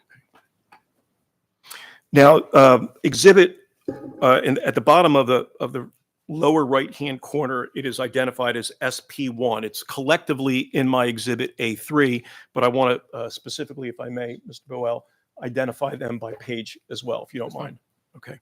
Looking at exhibit SP1, would you describe for the board members what is the purpose of this exhibit, and then we'll go through the specifics. The client had the site surveyed, and this is an overlay of that survey on a photo from Google Earth showing its relative position to the buildings and streets adjacent to the lot, as well as the dimensional criteria and the setbacks on the imposed on the property. By the way, there was one question to Mr. Gertz by one of the board members regarding whether there was consideration to do maybe a 2-unit or some other type of structure on the property. This lot does not meet the lot area requirement for any of those uses either, does it? No, it's a difficult lot. So let's look at this exhibit and identify for the board members that what you attempted to do here is to essentially provide the board members with a building envelope. Is that correct? Yes. All right. To the bottom of the page, being southbound, it is bordered by East Mechanic Street. Correct. To the right of the map, it is Hobart Street. Yes. And to the top of the map, or northbound, is an alley that's known as Fortuna Street. Is that correct? Correct. Now, the zoning ordinance requires a corner lot to meet 2 front yard requirements, does it not? Yes. And so the board members are clear in this particular application, East Mechanic Street is considered a front yard? Yes. Hobart Street is considered a front yard? Yes. Fortuna Street is considered the rear yard? Correct. And the side yard to the west or the left-hand side of the picture is considered to be the only side yard. Is that your understanding? Yes. All right. And what you've done here is you have applied all of the applicable setbacks for the RT zoning district to this particular overlay. I believe I may have been incorrect. Hobart may be, in fact, be 10 feet instead of 15, but there was some confusion on my part as to that aspect. All right. In fact, one of them you were more generous on, which is 15 feet, because the zoning officers indicated that it's 17.5 feet. But nonetheless, you have done an area that you've depicted on this this exhibit that is the only buildable area with the application of the setback requirements. Roughly, correct. So you would agree with me, number one, that this lot is irregular shape? Yes, it's rectangular on a corner. It's not totally rectangular square, but it's. And you would agree with me that under the MPC, when it talks about narrowness, that 40 feet wide, this is a narrow lot, is it not? And narrower with the setbacks, yes. Okay. And so what you've done here is you've taken the 40-foot wide width and you've applied the various setbacks. And explain to the board members what that leaves you with from a building envelope standpoint. Roughly, if we take Hobart as 10 feet rather than 15, it leaves us with a 15-foot wide building envelope. Roughly the length of the lot, which is, if I can read my text, 127 less 35. So it's a little under 100 feet. All right. So essentially, the lot with the application of the setback requirements is not big enough to construct any use permitted by right, by conditional use, or by special exception in the RT district on this particular property. I would say so. I've never designed anything as such. In your professional opinion? Yes. All right. And whether or not the multifamily dwelling was 3 units or 10 units for that matter, the lot is still an appropriate size for the size building that you have drawn or planned for this particular lot. I believe so. Once I review it, you'll see too. All right. Let's go to the next page, if you will. In addition to the narrowness of the lot, first of all, there is no ability for the applicant to acquire additional lands or assemble additional lands to meet the 9,000 square foot lot area requirement. Is that your understanding? Correct. We essentially have a property that is surrounded by 3 roads, all public, and the residence to the west-hand side. Correct. So there's no ability to acquire additional lands. No. Would you explain to the board members what is depicted in exhibit identified as SP2 in exhibit A3? This shows the existing site plan with an outline of the garage to be removed, the setback lines, as well as the grading contours from high in the south to low in the north. It's a very steep site. It is roughly 16 feet vertical drop across that lot. All right. And so in addition to being narrow and irregular, this property is also affected by slope, which you would consider to be significant. Yes. There's a 16-foot drop from Mechanic to Fortuna. Mechanic to Fortuna. Yes. All right. And as a result of that slope, do you have to take that into account in terms of the way you orient the building on this lot? Oh, absolutely. All right. And we'll get into that when we show the pictures. Is that correct? Yes. All right. Is there anything else you wanted to point out to the board members on page or drawing number SP2? No, this pretty much sums up what's existing there currently. And again, this exhibit also depicts the limited buildable area with the application of the zoning ordinance requirements. Is that correct? Approximately, yes. Okay. If you'll go to the drawing number SK1, and if you will indicate to the board members what this depicts. The building is on a multitude, I believe it's 4 or 5 levels. Each sheet has a depiction of each level. This is the lower level, which is basically garage access from Fortuna Street and the parking pad in front of each garage, accommodating 2 of the units with each garage and space behind it from Fortuna Street. So these are 4 of the 8 spaces. So again, these are off-street parking spaces. Correct. They're on lot. They're on lot spaces. Okay. And that you're depicting here 2 garages and 2 parking areas to the rear of the building, which is on Fortuna. Is that correct? Correct. And there's also some utility space that we can accommodate at that level for trash and metering and so on. And as a result of the slope that exists on the property, as we go through the pages now, you're going to show how the building essentially is, and I'll use a non-architectural term, stepped up. Correct. Okay. If you'll look at drawing number SK2, and you will describe for the board what that depicts. So this is one, I'm calling apartment 1. It's at the ground level, basically above the parking we just mentioned. So the garage is underneath the left-hand portion of this unit. And to the right is, again, unexcavated because of the height of the slope. So there's 1 unit at this level accessible from directly from Hobart Street. From the rear. Well, from Hobart Street into the unit. Oh, I'm sorry, Yeah. from Hobart Street. Very good. Okay. And then we have SK3. SK3 is at the Mechanic Street level where there's parking, again, the same sort of arrangement of 4 spaces, 2 of which are in the garage, 2 of which are on lot, access to a curb cut from Mechanic Street to accommodate the other 4 spaces required. Does the parking proposed for this project meet the requirement of the parking requirements of the City of Bethlehem zoning ordinance? I believe so, yeah. And in each case, each unit will receive an indoor parking space in the garage and then directly behind it, an outdoor space. Correct. Is that correct? If they choose to use So it, there yeah. essentially be 2 spaces for each of the 4 units. Yes. If you will describe for the board, please, what is depicted on drawing number SK4. Okay, Mechanic Street is 3 levels. The first level was the parking level we just reviewed. The level above that is a 3-bedroom unit, and the 3rd level is another 3-bedroom unit. So it's 3 stories on Mechanic Street. Okay.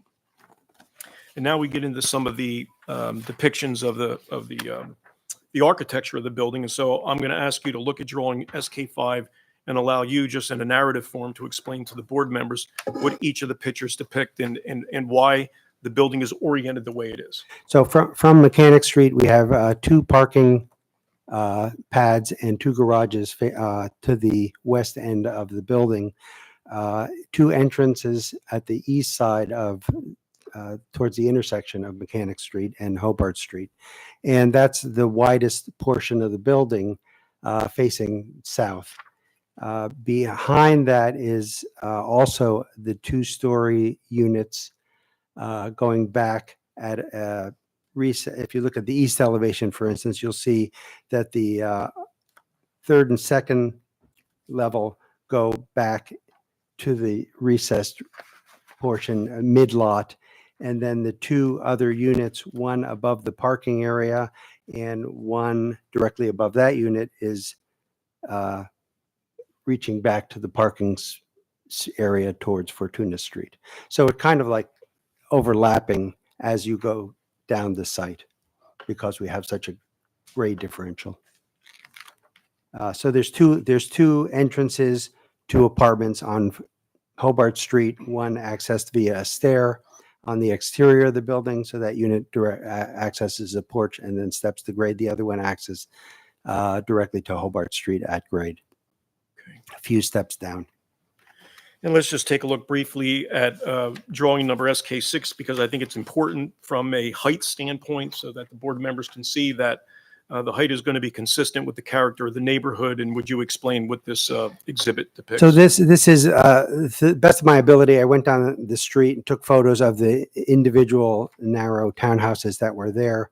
There is probably about a 8 or 10 foot space between our building and the building to the west. It's not as compact as the rest of the block. Our building will be 5 foot off the property line relative to the west side of the property. And we're building from there to the corner with our 3-story, in effect, 2 units facing Mechanic Street.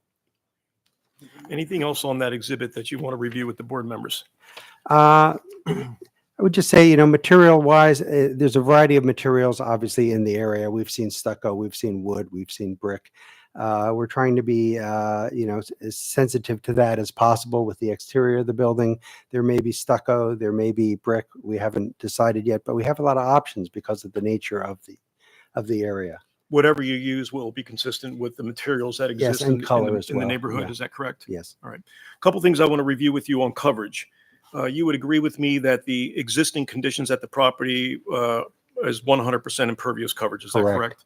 And with this proposal, it's my understanding that we are going to reduce that impervious coverage to 72% of the lot. Is that With correct? the parking, yes.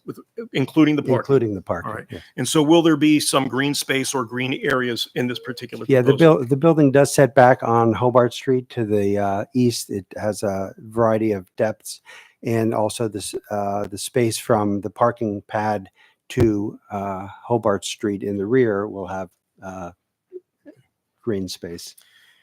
And in your professional opinion, as it pertains to the size of the building on the lot, the maximum building coverage permitted in the RT district is 80%, is it not? I believe so. My understanding that this proposal is roughly around 46%. For the building, yes. So a little bit more than 1/2, but significantly less than what is permitted by the ordinance. Yes. Okay. Now, I just want to review with you now, if I can, the various variances that are being requested here by the applicant, and go through those very quickly so that we can identify why we are requesting them, correct? Yes. All right, so the minimum tract size is 9,000 square feet required. We are requesting 5,120 square feet. Do you believe that the lot as it currently exists is appropriate for the building and the use that is being proposed by the applicant? Yes. The minimum lot width required is 90 feet. There's 40 feet existing. Is that your understanding? And we've already indicated, I think, through your testimony, that there's no ability to acquire additional lands for either of the first 2 zoning requests. Correct. The parcel meets the definition of a corner lot, and so the corner lots are considered to have 2 front yards, and so therefore we are requesting a variance for the minimum front yard from Hobart Street from the 10 feet required to 1 feet proposed. Is that correct? Correct. Minimum side yard is 15 feet required, and we are requesting 5 feet proposed. Correct. Now, the lot, let's just talk about those 2 or 3 dimensional variances we just talked about. Those variances would be required for any use that is permitted in the RT district. It is not the applicant's request for a multiple family dwelling that is causing the request for those particular variances. You could not build otherwise. You could within not the build setbacks. anything otherwise, any permitted use. And just to be clear, the setback of that 1 foot is not for the entire distance down Hobart Street. It was for a portion of the. All right. And does the setback get larger? Yes. Okay.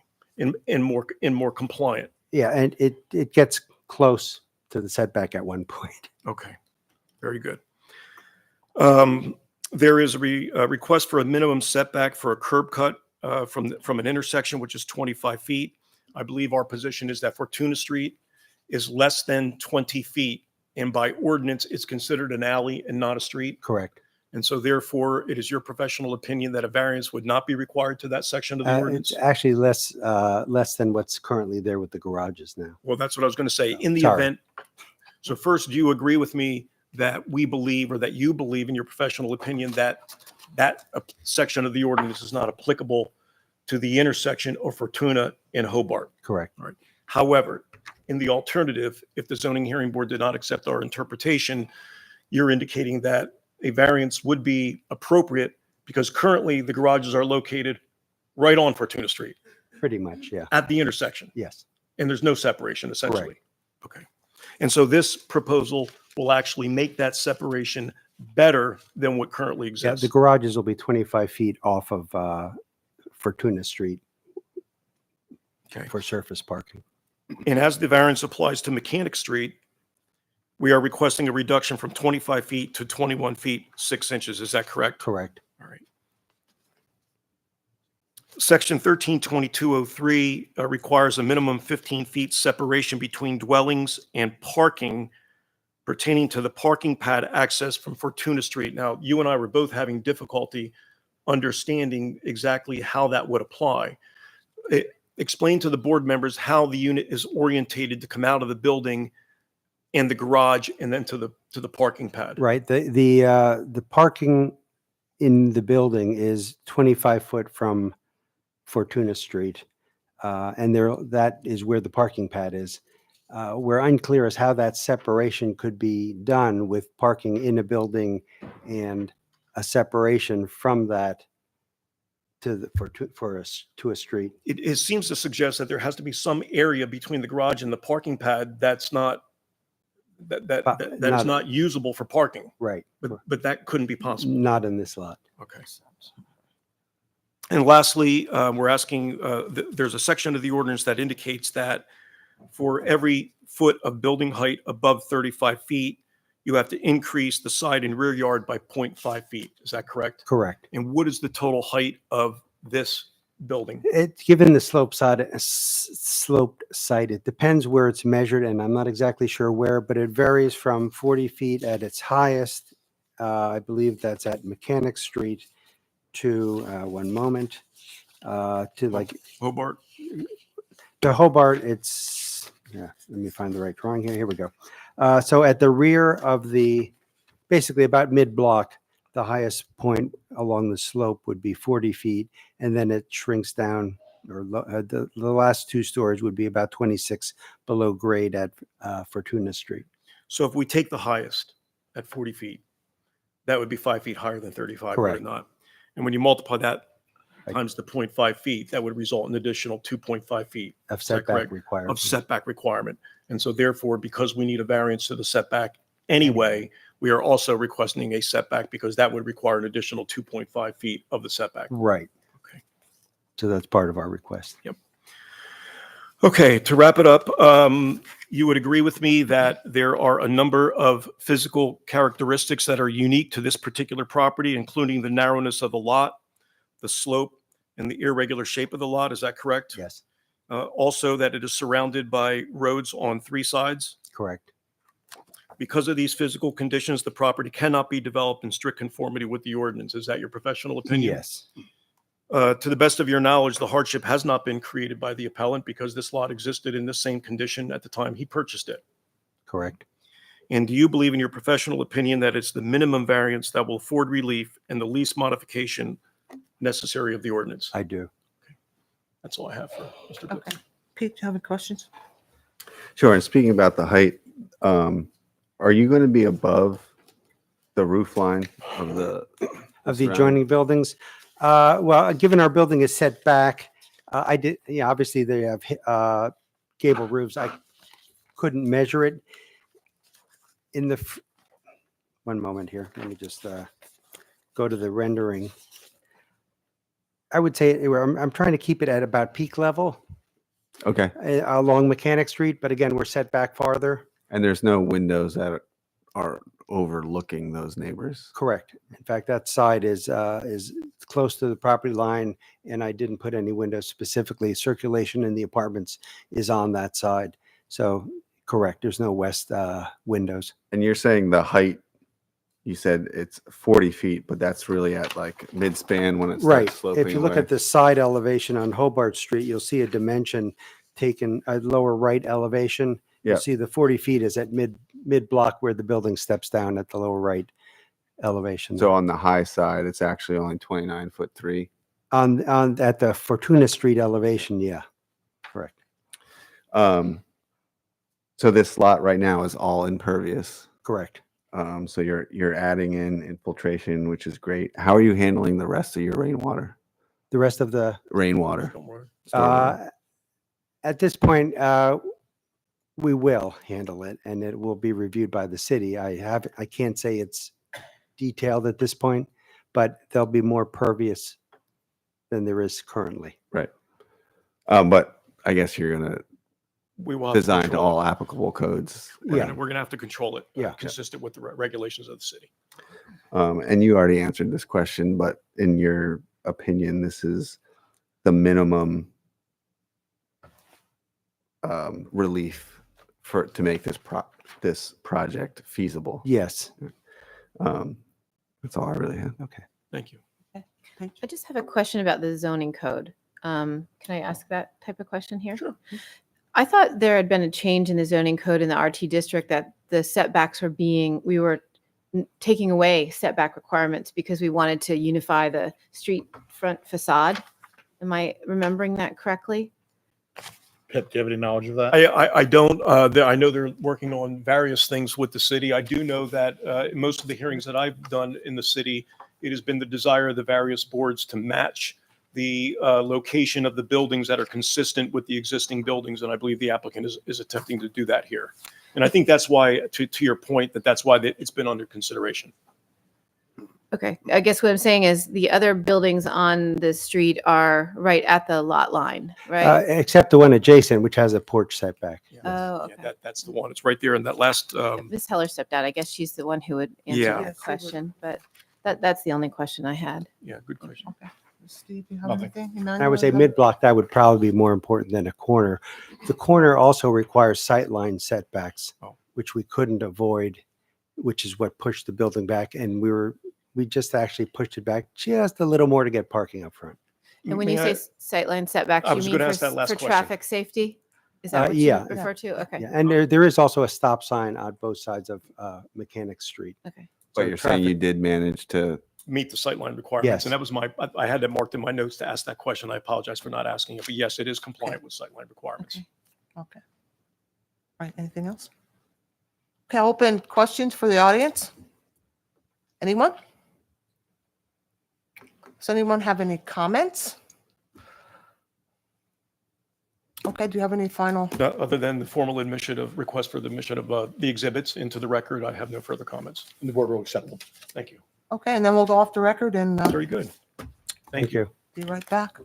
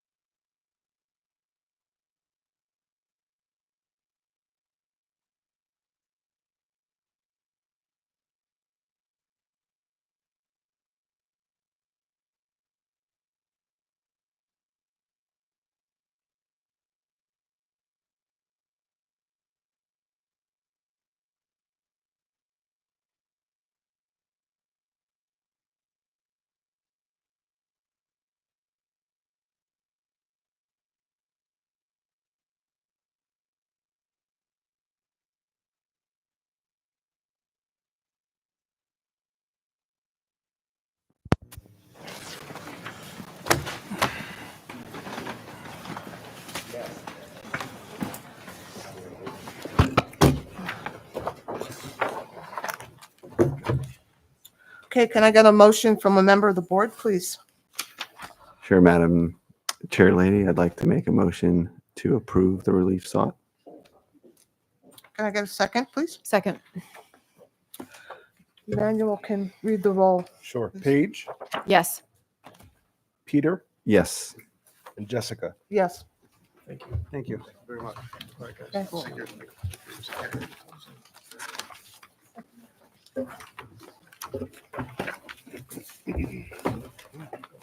Good to see you. How's everything? All right? Perfect. Okay, the next appeal is 1604 West Broad Street. I'm staying. Okay. You're having too much fun, right?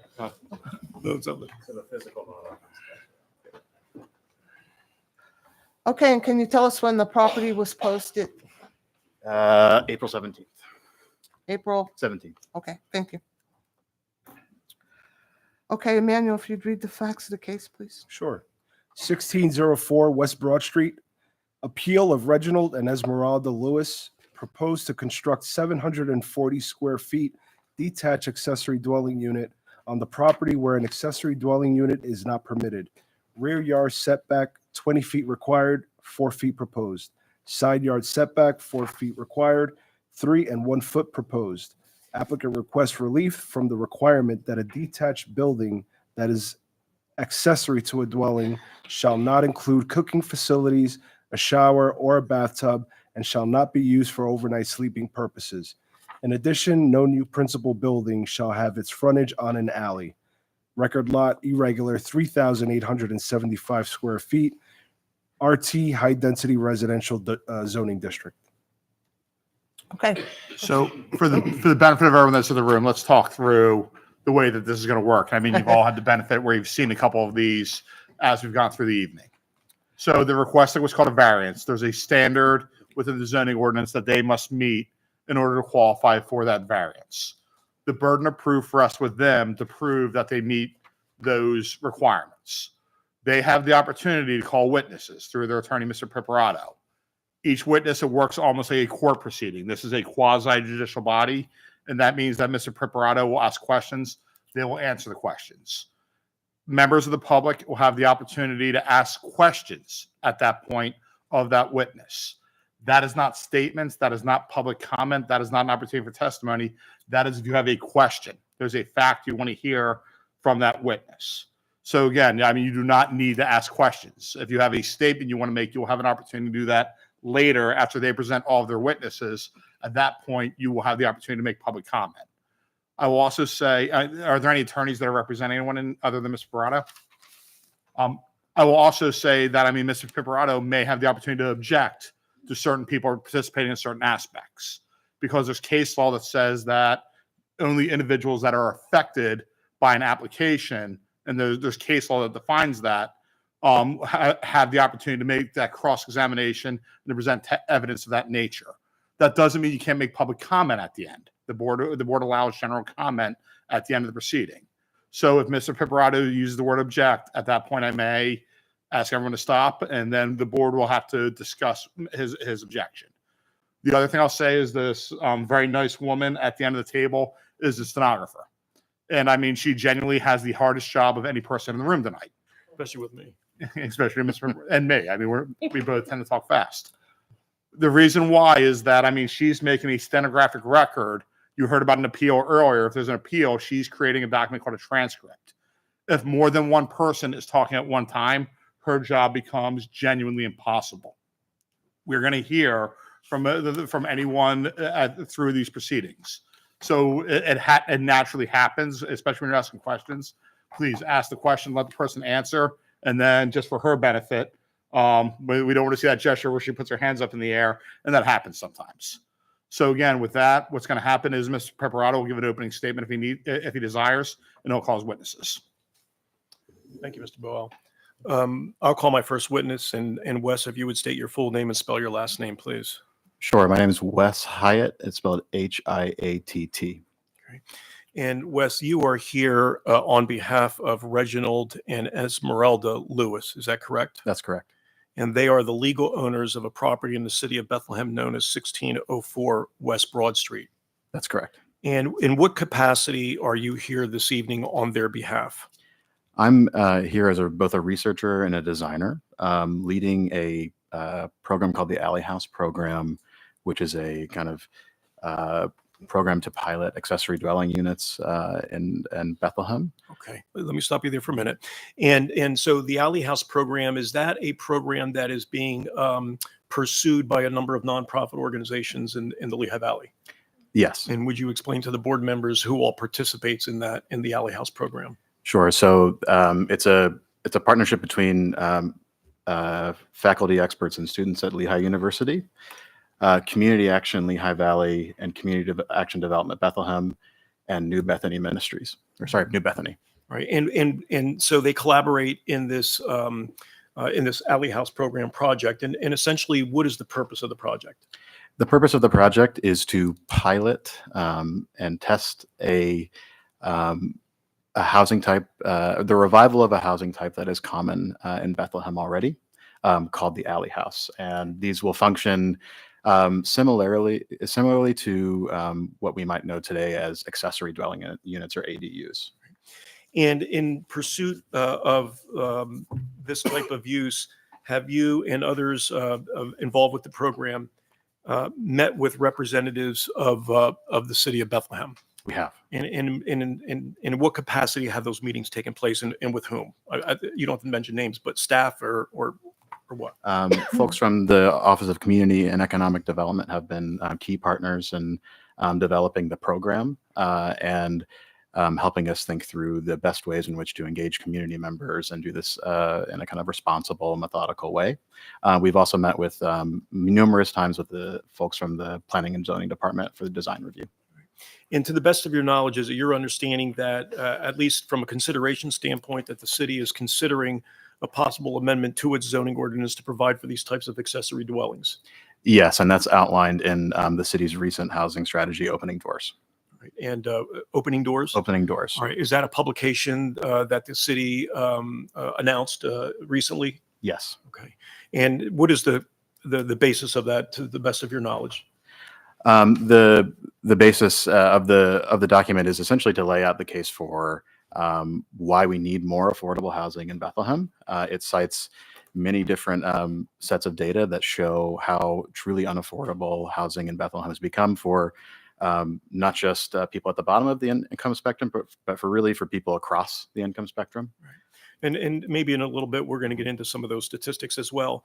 And so how does the Alley House program identify, for instance, how did it identify this property? What considerations or what matters or issues were considered in determining 1604 West Broad Street would be an appropriate consideration for this type of use? Sure. So we worked with the folks in community and economic development to kind of identify a neighborhood to work within at first, right? And West Bethlehem was identified because of its relatively sort of low density relative to, say, South Bethlehem, and also a mix of incomes. So there's lots of research that shows that building affordable housing units in kind of a neighborhood with a mixture of incomes results in better outcomes for everyone, right? So West Bethlehem was chosen for that reason. This lot in particular was chosen through a kind of a GIS analysis of parcels in West Bethlehem that met certain pragmatic conditions like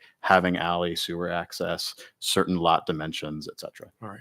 And so it's my understanding in this particular lot is 3,875 square feet. And is that one of the considerations that was taken in determining that this would be an appropriate location for this type of use?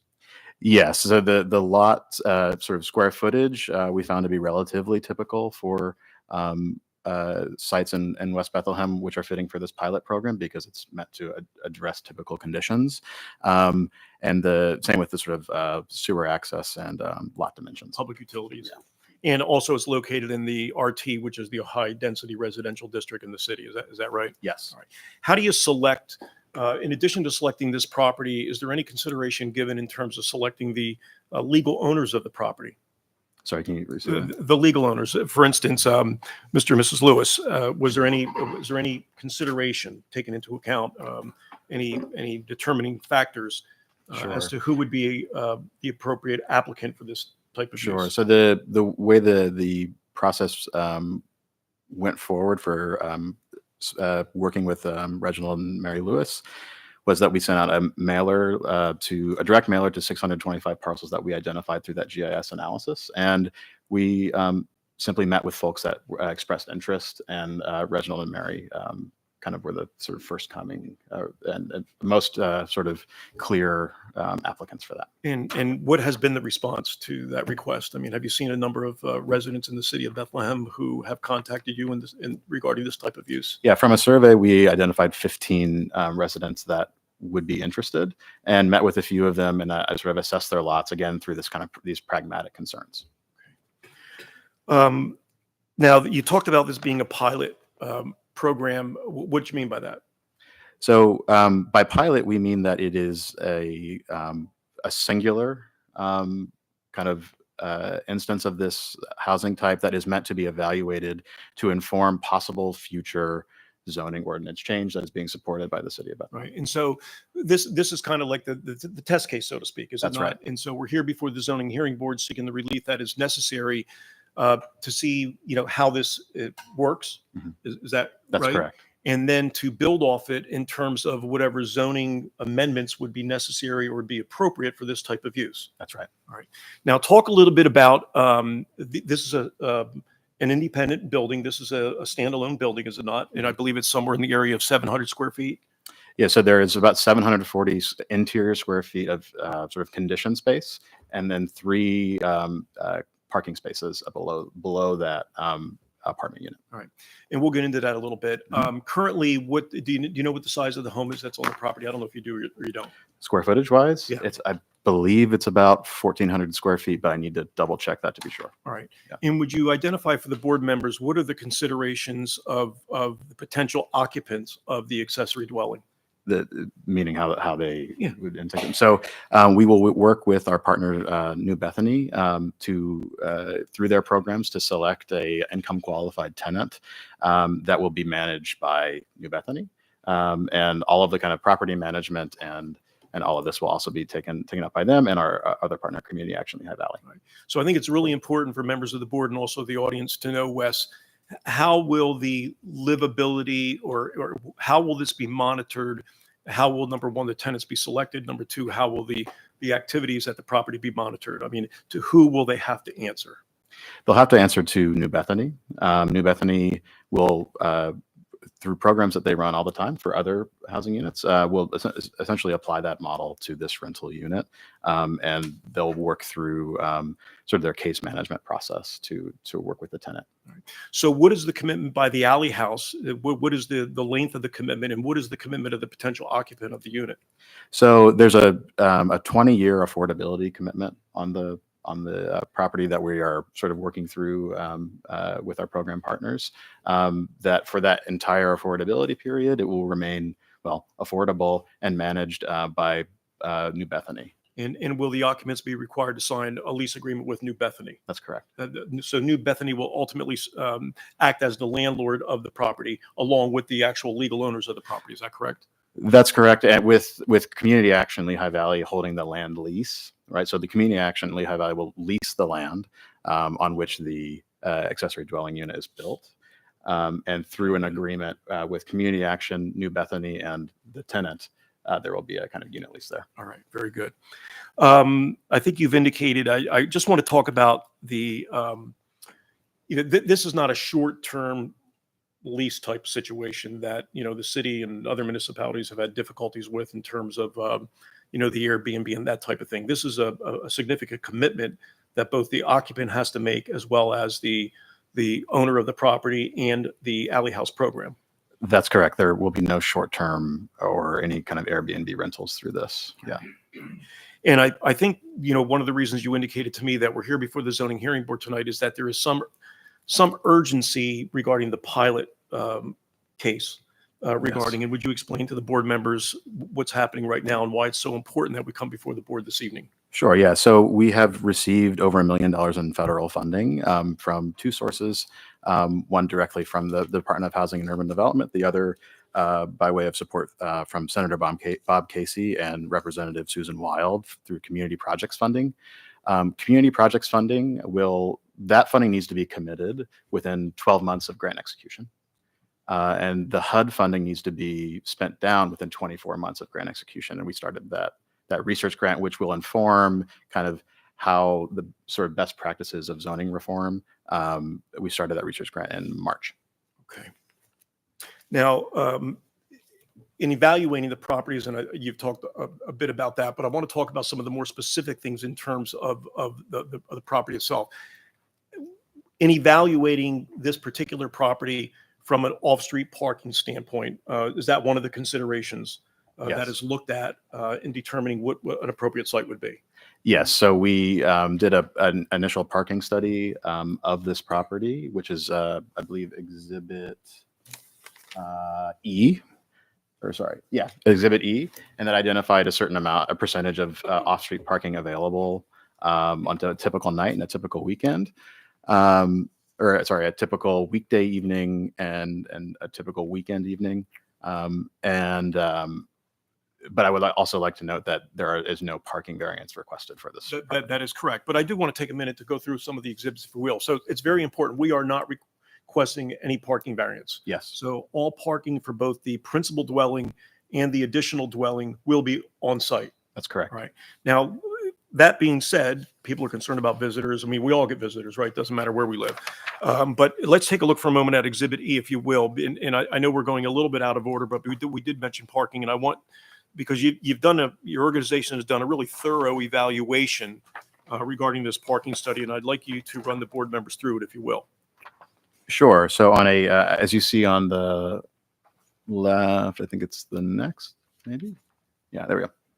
As you see on the left, this is a typical weekday morning.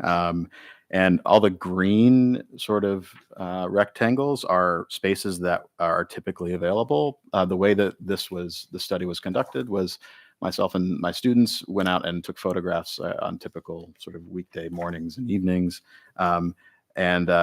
So each of these sort of green spaces were the kind of those spaces that were available. And you see that on a typical weekday morning, there are plus or minus 69 available spaces. And on a typical weekday evening, there are plus or minus 53 available parking spaces, or 35% of the total 150 spaces available. So although the application meets the ordinance requirements for parking, in the event that either the principal dwelling or the additional dwelling had visitors, there appears to be sufficient on-street parking available in the event it were necessary. Is that correct? That's correct. And that was the purpose for the evaluation. Mm-hmm. All right. Let's go back, if we will. I know we took it a little bit out of order, and I want to go through the various exhibits that you have presented for this evening's consideration. I know the first one was simply the list of the zoning variances requested, so I don't think we really need to spend a lot of time with that until we get to the end of it. And then I believe Exhibit B were the site photographs. Is that correct? Yes. And do you have them before you? Yes. All right. What I'd like to do is, if we can, for the board members, if we can just identify, I believe there's only one page that actually has, is there more than one page that has photos on it? Only one page with site photographs. All right. So why don't you start on the left-hand side and identify for the board members what each of the pictures will depict? Sure. So what's labeled number 3 on the left-hand side is the existing 2-car garage to be demolished and replaced by the alley house. In the middle, number 2 is the view from essentially the back porch of the existing street-facing house looking out towards the alley. And that's the rear of the existing garage to be demolished. And then number 1 is the view from essentially the reverse view, right? Looking back towards the house from the garage to be demolished. So if we look at the middle photograph, is that taken from the street upon which this property is located on? No, that's taken from the rear of the That is taken existing from house. the alley. That is Or sorry, number 3. Yes, that's taken from the alley. all right. Yeah. Now, how about the middle photograph? Yeah, sorry. Number 2 is taken from the rear of the existing house. Okay. And is that essentially the area where the additional dwelling will be constructed? Yeah, so it'll come a little bit closer to the existing house, but it'll stop essentially where we see that a little kind of hill come up. It's about a 3-foot grade change. It actually, from the middle photograph, there appears to be some slope that's associated with this property. Is that correct? Yes. And did you have to take that into account in determining the orientation of the building on this particular lot? The orientation, not so much as its placement, right? So we need to make sure that it's placed in the correct area to accommodate that. That's what I meant. Yeah, So yeah. it had to be taken into account regarding the placement of That's correct. Yeah. Now, real quick, I see you have a model here that you put on the table. Sure. I don't know whether we can actually introduce that as an exhibit, but it's here for you to see. And why don't you describe a little bit about that model to the board members in the audience? Sure. So this is the physical model of the alley house. This is this view right here will essentially replace what is number 3 in the site photograph. You see that there is a parking space that is open to the air right here. That is for the new tenant of this alley house. And then underneath this is a 2-car garage that will be essentially the replacement of the existing parking. To the right side of this, right, and this is a really key design feature, is that really what we tried to take into account is how to introduce privacy and sort of noise concerns and all this of having someone else live in the alley, right? So the side elevation actually accommodates all of your entry to the new unit, which is right here. You walk upstairs right here into the apartment above. And so even though the 2-car garage is being removed, you are replacing those 2 off-street parking spaces essentially on the ground level of this additional structure. That's correct. Okay. Anything else about that you would like the board members to know? No. Okay. So I believe after the photograph on your exhibits, there are some interior layouts, and I'd like you just to go through those at your leisure, if you will, and indicate to the board members what they depict. Sure. So we'll go from the right and move left. So number 1 is the site plan, and it essentially shows the location of the proposed alley house. You see that it is 21 feet wide with a 1-foot setback on the right, and then on the left, a 3-foot setback. All right. Now, we are asking for setback variances. Is that correct? That's correct. All right. And do you believe that the 21 feet is essential width for this accessory dwelling? For this particular case, yes, because of the relationship between the rear facade of the alley house and the rear facade of the street facing house. We wanted to make sure that the homeowners still can accommodate a rear yard. And so all that's taken, green space, all that's taken into Yes. account when you make that determination? Yes. Okay. And I just want to point out for the record so that we're clear, this is known as sheet number Z100.00 that you're currently referring to. That's Is that correct. correct? Okay. Yes. And so as we go through them, if you don't mind just identifying them, Sure. and then you can testify. Sure. So drawing 2 on this sheet Z100 is the ground floor plan, which shows the space for 3 parking spaces. On the left, the new parking space for the new tenant, and there were 2 replacement parking spaces on the right. On the left, you also see the stair and entry up to the apartment that is described in drawing 3 on Z100.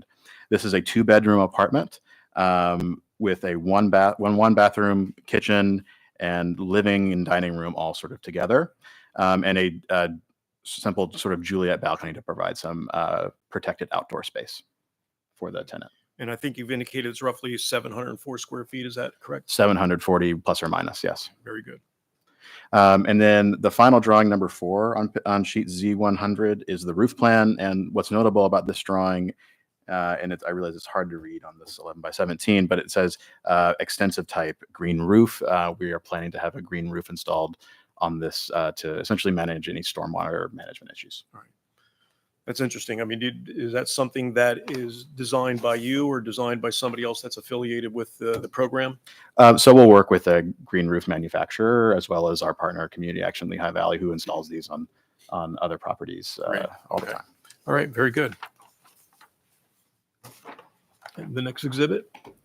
The next exhibit is page Z200.00. And it shows a simple cross section through the proposed alley house and the alley on drawing number 10. And below, on the ground floor of that cross section, you see the 2 cars that will be the replacement for the existing unit and the apartment above.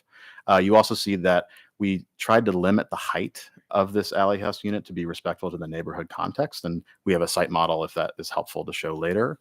But this is 20 feet tall. It essentially matches the existing garage kind of skyline. And actually there are taller barns and garages within a 1 block radius of this. Drawing number 11 is the front elevation, the north elevation of the alley house, which you see in the model right here. Drawing number 20 is the side elevation, which I spoke to you about in the model, that accommodates the sort of entry and protected outdoor space. Drawing number 21 is the rear elevation, essentially the one that will face the existing street facing house. And drawing number 22 is the west elevation, which is blank to meet fire code restrictions. In pursuit of this program, is it my understanding that you and other representatives of the program have reached out to members of the community where this property is located? Yes. And what was the purpose of that, and what was the outcome? So on March 26th, we had a neighborhood meeting where we invited all neighbors that would be within the sort of radius to receive a notification of this zoning hearing meeting to come and learn about the project. The outcome, I believe, was positive. You know, we were prepared for some hesitance, which there was some, and we, myself, Anna Smith, Sarah Zatulo, Chuck Weiss, all sort of talked through the various parts of the program and the design of the project. And since that time, have you received any negative feedback from any of the neighbors? Not negative so much as some feedback. There's the neighbor actually directly across the alley has said, you know, he's an architect himself, and he said, you know, I sort of wish this wouldn't be here because it's so close. And we received an email, you know, today, and a text from him today saying, you know, I wish this wasn't so close, but I think he said it was a noble act to seek affordable housing in Bethlehem. What were some, real quick, what were some of the concerns, and or have you been able to address some of those concerns once you met with the community? Yeah, so the biggest concern, especially from our directly across the alley neighbor, was the kind of construction process and construction noise. His daughter has a condition where noise affects her, and we are working with him to kind of arrange the construction schedule and accommodate the kind of noise on the construction site, most notably by prefabricating walls on Lehigh's campus. So a lot of that kind of construction noise will be limited. Have you been able to identify how long the construction process would be for this type of dwelling? Our estimate is maximum of 6 months, but of course that's an estimate.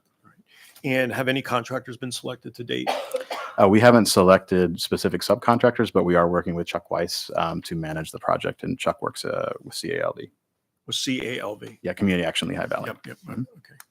Very good. So I'm going to allow you just to look at your notes for a minute before I ask you a couple of more specific questions. Is there anything else that you wanted the board members to know about the program, how this property was selected, how the owners were selected, or how the program is operated? I just want to be clear about how the agreements are sort of being constructed and imagined for this program. We are working with Reginald and Mary Lewis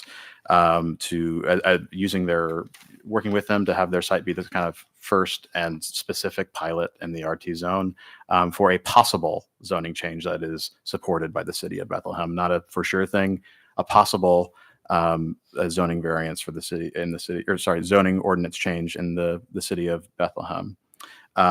The idea of this program is to evaluate the pilot, to learn from it, to make the best and most responsible changes to the zoning ordinance should that happen, right? So the way in which the program is set up, the land will be leased from Reginald and Mary Lewis, just where the improvements are, through a 20-year ground lease. And we have folks here who can speak more specifically to this from the program partners, but that lease will have an affordability commitment of 20 years. And the unit will be managed by New Bethany, and the tenant will also be managed through their programs. One of the things I have not asked you is that you did an evaluation, or the organization did an evaluation of these, I think what they're calling accessory dwellings in West Bethlehem, did you not? I did. And what did you discover? So if you look not even at West Bethlehem, but citywide, there are hundreds of historic alley houses throughout the city. If you look at South Bethlehem on Lawford Street or Morton Street, there's loads, but also on West Bethlehem, there's Franklin Alley and Raspberry Street as well, where this, even though it's called street, meets the legal definition of an alley, is where this house will be placed. And there are alley houses that exist along it. There are also existing examples of parcels that have more than one residential unit on them. That's what I was going to ask. Yeah. And there are 16 of those in West Bethlehem, including one on Raspberry Street. And those are shown in exhibits F and G. There's a map on exhibit G of the 16 existing instances of more than one residential dwelling per parcel. Get that up here for a moment. Yeah. If we can. I think it's important to see this.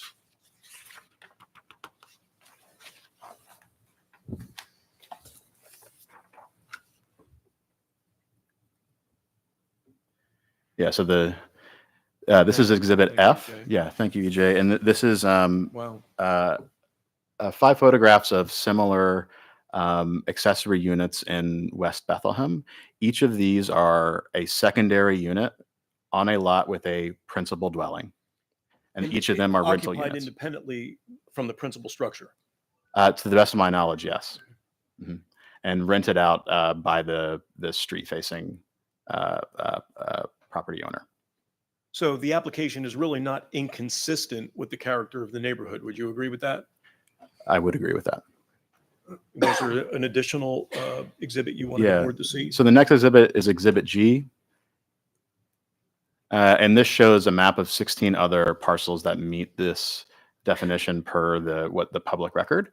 The red marker on there is where we are proposing to construct this house, and all the blue, so you can see within just a few blocks, and many closer to where we are right now in the center of the city, meet this kind of definition of more than one residential dwelling per parcel.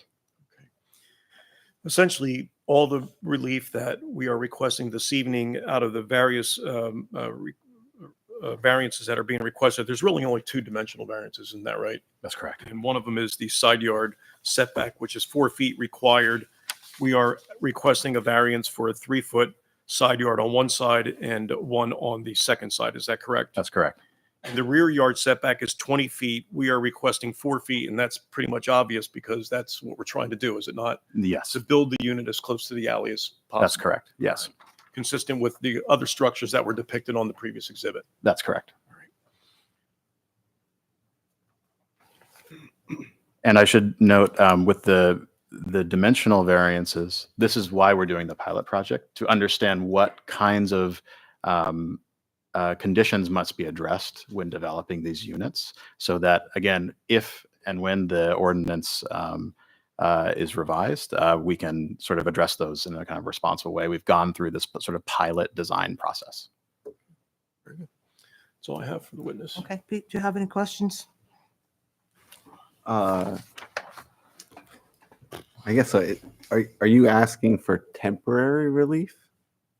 Well, we're asking for permanent relief for this particular property with the knowledge that it only pertains to this particular property. And so, in the context of a zoning hearing, any relief that the zoning hearing board would grant tonight would be limited to the property at 1604 West Broad Street.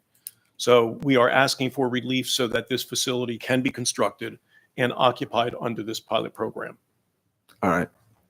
But I guess what? Yeah, we're not proposing to remove it at some later date or to turn it back over to the legal owners for their occupancy, right? Am I correct in saying that? Yeah, after the 20-year affordability period, the legal owners will have the opportunity to either re-up with our program partners or decide to take that into the private market. So you're basically seeking relief so that it can help guide how the zoning ordinance is written. It really is, essentially. I mean, it really is a true pilot. It hasn't been done. I mean, I looking at some of those photographs, it's interesting when Wes came in to see me and looking at some of those photographs, you can kind of see where the units are located in terms of the side yards. There's really, they're on relatively smaller lots than what's even proposed with this particular application. So, yeah, I mean, we're trying to do something that's very consistent with, I think, some of the photographs you saw and those types of structures that are located elsewhere in that part of the city. I mean, I think you've addressed some of the things that you have to, I don't know, achieve for us to grant variances. In this scenario, the hardship, I'm not sure what it is. Is the hardship really unaffordable housing? It's like the city's hardship? That's certainly the purpose. I think, and I can certainly introduce some testimony. I think obviously, like in the previous matter, this is a very narrow lot. It's also one that's, affected by slope, which talks about the orientation of the building on the dimensional variances. So I think we do have some of the physical or unique characteristics that are set forth in the ordinance and also the MPC. But in terms of affordability, yes, I mean, that's really the purpose of the program. So And maybe it's not necessarily the owner's hardship, but we're saying it's the city's hardship to try to find this. Sure, I have to ask the question then, just because, I mean, Pete's asking it. I mean, I'm a simple dirt lawyer, and I have the ordinance in front of me, and we have section 132506, the elements of a variance, which says that we consider this property relative to this burden of proof. I don't see the relevance of the pilot program. I mean, it's not for the zoning hearing board to try and facilitate. I mean, there's a question mark at the end of this. Why is it for the zoning hearing board to try and facilitate? Why is that relevant to any of these five things? Well, I don't know if it's relevant to that, but let me tell you, it's relevant to two things. Number one is that the funding and the need for this pilot program to get off the ground in order so that the funding is not lost. That's correct. Correct. I mean, so that's really one of the functions of it. And the second is the ability to determine the amendments that are necessary in the ordinance to make this a successful use in the zoning ordinance. So what would the appropriate setbacks be? Must it be a single unit or can it be more than a single unit? How many parking spaces would be required? So all of those kinds of considerations have to go in to the Alley House program to determine whether or not this is an appropriate use that the city wants to consider. And so, we're trying to do that through this one limited application, which will only apply to this property. It will have no bearing, no legal significance on any other property in the city of Bethlehem. It's the opportunity to determine and balance the need for dimensional requirements and other requirements in a revised ordinance. And I get that. And I mean, I know you do. Yeah, I get that. And I'm going to let you continue I on. am not going to try to sit here and pull the wool over your head. Okay, I mean, listen, that's not going to happen. Okay, I mean, I've been doing this for too long. The bottom line is that this is more of a policy decision than it is necessarily a legal decision. I do believe that there are some physical constraints to the property that result in the dimensional variances. I do believe it's consistent with the character of the neighborhood. I believe this is a use that obviously exists throughout the city. I think there are a lot of good, compelling reasons to look at this and say, the relief should be granted in this particular situation. And I'm saying for a lot of the other people in the room, though, this is not a policy board. I certainly understand that. I the city represent a number of council- zoning hearing boards myself. Yeah, I know you do. And you and I are usually on other sides of the chair.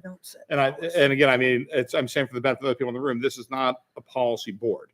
I hear what you're saying relative to the relevance to the variances themselves and the element about impact on the community and things like that. I get it.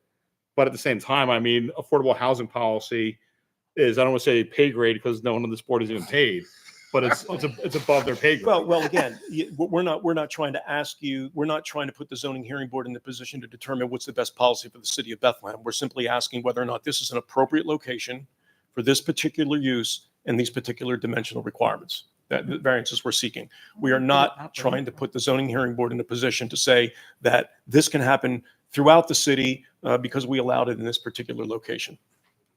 Sorry, Pete, I interrupted you. No, I mean, you're asking the question. I'm trying to figure out why we're being asked to kind of rule on this policy, or what exactly relief you need as far as if it's a use variance and setback variance. Yes, and the use is really contained in four or five of the different sections that EJ has referenced in the application. All of them pertain to this particular use. as an additional dwelling, accessory dwelling, whatever you want to call it, on this particular property. So 4 or 5 of the requests for relief is really, they're all identical. I think you would probably agree because it all pertains to this additional dwelling, the use itself. And then there's 2 dimensional variances that are being requested. So the 2 simple ones, the dimensional ones, the garage, is the garage like pretty much the same footprint? Like The proposed garage versus the existing? the existing, yeah. Is it the same footprint as what is being proposed? Yeah. No. No, what is being proposed is longer. Longer, but not wider. So the side yard setbacks. The width difference, I believe, would be negligible. Okay. Yeah, but the principal difference there is that it's longer. However, we do bring the proposed alley house further from the alley to make it more sort of conforming with the existing zoning. Still unconforming, but the garage actually sat closer to the alley. Yeah. Okay. I'm good for right now. Okay. And so we want anybody else If you have to anything speak. else. No, I think I have a good understanding. Thank you. Mike Hanzo. Okay, I was just curious as to how you came to this location. You asked other community? Yeah, so we went through a sort of data and a qualitative data analysis of parcels in West Bethlehem, and tried to assess their access. All of these were pragmatic concerns, so we wanted to address their sort of access to sewer in the alley, utility concerns, as well as dimensional concerns. So we didn't consider really any lots below 20 feet in width because they would simply be too thin to accommodate one of these units responsibly with the parking and all of this. So after that kind of site identification process, we identified 625 parcels, did a direct mailer to all those parcels, inviting them to 2 community meetings held at Nitchman Middle School in December. From that, there were about 15 folks that expressed interest either in participating immediately in the program, the pilot program, or perhaps later once kind of certain issues were resolved. We met with Reggie and Mary as well as a few other interested homeowners, and through that kind of interview and evaluation process going to the site, all of this we kind of landed, the program partners all landed with Reggie and Mary. Okay, I get you, but I'm just kind of curious why you didn't pick a location where you kind of fit. Where we fit? Yeah, so you'd have enough setback from the get-go instead of, I'm just. if you Sure. had So this options for properties. Sure. To pick one where you could fit the house. Yes, so that's really the whole purpose of the proceeding tonight, is to determine what are those appropriate setbacks for an accessory dwelling structure. So the idea is that it may be appropriate that a structure such as this would be entitled to a smaller dimensional requirement than, say, a single-family dwelling that's on its own separate lot. And so that's the whole purpose of coming before the zoning hearing board with this pilot application, so that, you know, as they work through that process with the city of Bethlehem, that ordinance can be developed and those dimensional requirements can be set forth. Right. I asked mine earlier. Oh. Okay, man, you don't have anything? Okay, I'll take questions from the audience.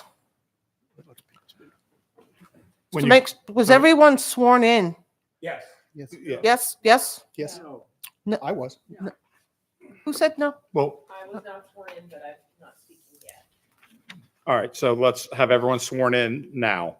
just All so- at one time. Just so we Every, get all done. yeah. So if you intend to present testimony, please rise and be sworn in. This doesn't mean you have to present testimony. If you intend, you don't have to, In case you want in to. case you want to. Please raise your right hand and Moira will swear you in. You do swear or affirm that the testimony which you shall give in the matter now before this board will be the truth, the whole truth, and nothing but the truth? You do so swear or affirm? If so, say I do. I do. Okay.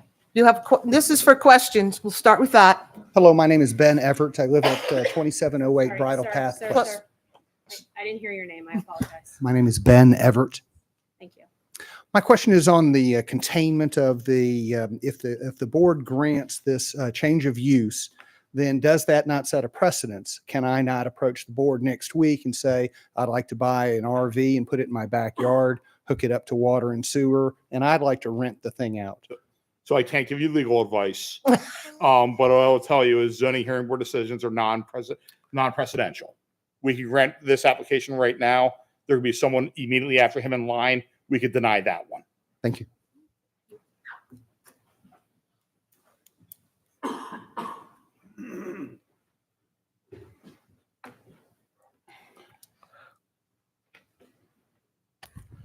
My name is Stephen Thode. I live at 730 Barclay Drive in the city. I do have a couple of questions here.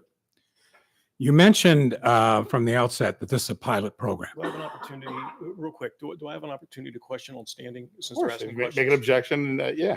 Then So, I would. so again, let me go back to and explain what's about to happen. So to have party status, that means that you are, it doesn't mean you're going to make comment. It means you have the opportunity to make cross-examination and you have the opportunity to present testimony. That's different than public comment. Testimony is a different type of statement. In order for you to do that, you must be affected by the application. And there's a lot of case law relating what affected means. I'll start with the easy question that everyone who Mr. Piparato makes his objection relative to, that I'll ask every one of you when we start, which is, did you get the mailer of the notice that of the notice for this hearing? The reason why I will ask that question is that if you receive that mailer, it's very hard for him to object that you don't have standing because you're very close to the property. From there, Mr. Piparato will ask you questions as to, where's your, he will ask his questions, whatever they may be, but I suspect they will be, where's your house? How far away are you? Because it doesn't mean that everyone in the city of Bethlehem has the ability to come in and be a party. And again, we'll have public comment separately. But I mean, for you to be a party, and that's the right to participate in appeal. There's a lot of legal meaning to it. He's going to ask you those questions. And if you live far away or you can't show how you're going to be affected by the application, and that doesn't mean as a matter of policy, that means how is this building going to harm you, your property, and your interest. So I just want to explain to everyone. So, I mean, he's allowed to make these objections. The board will consider each one as it comes up. So, Joe, so go ahead. So let me ask my question because I never got an answer to it. So did you get the mailer? No. Okay. So then I turn over to him. So again, I'm not trying to give you a hard time. I just want everybody to know that whoever's going to come up and speak, there is a great distinction, as Attorney Boel has indicated, between somebody who will be able to comment later in the meeting to say what you want to say to the board members versus somebody who can cross-examine witnesses and participate in the proceeding as a party. So I would ask you, I don't personally know where 730 Barclay Drive is in relationship to this particular property. So the north side of town off Makeda Road.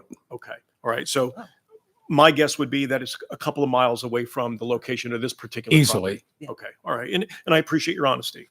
So my only objection would be, I'd prefer for this gentleman to wait for comment period and not be able to participate as a party objector to the proceeding. May I make a comment, Counselor? Well, only depending upon what You directed to me. It was a comment about the law relative to make the comment. It was a comment about the application. You have that chance later. So go ahead. If you have read the opening doors proposal by the city, the purpose of these pilot programs is to ultimately dramatically alter the zoning over the entire residential landscape of the city of Bethlehem.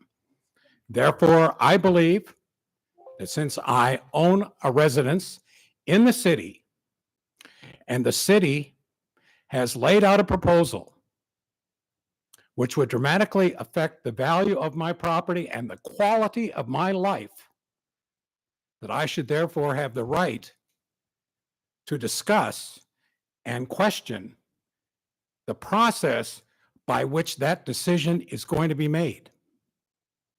And I'm going to, if I could object right now, that process is available to this gentleman, anybody else in this room, by going to city council meetings and planning commission meetings and every other meeting that exists for a consideration of an ordinance that's going to affect your area. But for somebody who's 2 to 3 miles away from this site to come into this proceeding, okay, for this particular property on West Broad Street is inappropriate. Well, this is not the setting for it. Yeah. So let me respond in my own way. The board's going to render. We may go into executive session, have a discussion relative to this. You heard Peter and I asking questions about the relevance of this policy program, because the board will make its own decision relative to that. That's why when he's saying that goes to city council, it's for city council to consider whether, as a matter of policy, affordable housing belongs in a certain area or not a certain area. The board has 5 things in front of it right now. Is there a hardship? Is it self-created? Will it have an adverse impact on properties? That's not adverse impact on properties across the city. That's, I'm the next door neighbor, and this is going to be going in my setback. And I mean, there's case law, and I mean, understand, we're not trying to be difficult on this. There's case law that sets forth distances on how far you can be away you can be to have this standing. And I want to go back and say yet again, it doesn't mean we're not going to hear from you. What it means is that you're not going to have that party status to ask cross-examination. Does that make sense? No. Well, then you need to consult an attorney, is what I will tell you. So and now we're getting to the part where we're not doing this. So right now, sir, I'm going to let Joe ask his questions. If Joe wants any other, I any have nothing questions? further to ask. I mean, I don't believe he meets the requirements under the law for party status, and that was my only objection. Again, you know, and my objection would be that if people that live multiple miles away from the subject of this application, all that, you know, even though we don't follow the strict rules of evidence, we're not supposed to provide irrelevant evidence in a zoning proceeding. And all of that would be irrelevant. I mean, if you want to accept the comments, that's fine with me. I defer to whatever the board determines they want to do. All right. So what I'd like to do for a couple of reasons. Number one is I need a minute. Okay. I need to use the restroom. So, you don't have to. So what I want to do is I want to have a very brief executive session with the board to explain through the process that we're going to use for this. And then we'll come back. And sir, we're going to come back to you. Okay. You'll be standing in that spot. I'd recommend the chair one more. I think I'm going to go sit down. Yeah. And then you can come back. If you need the restroom, you don't have to stand there the whole time. I'm saying we'll come back. I'm not to you. 25. Yeah, I hear you. Though I look it. So what I'd recommend is let's reconvene at 9:05. Sure. Okay, we'll go off the record. Thank you.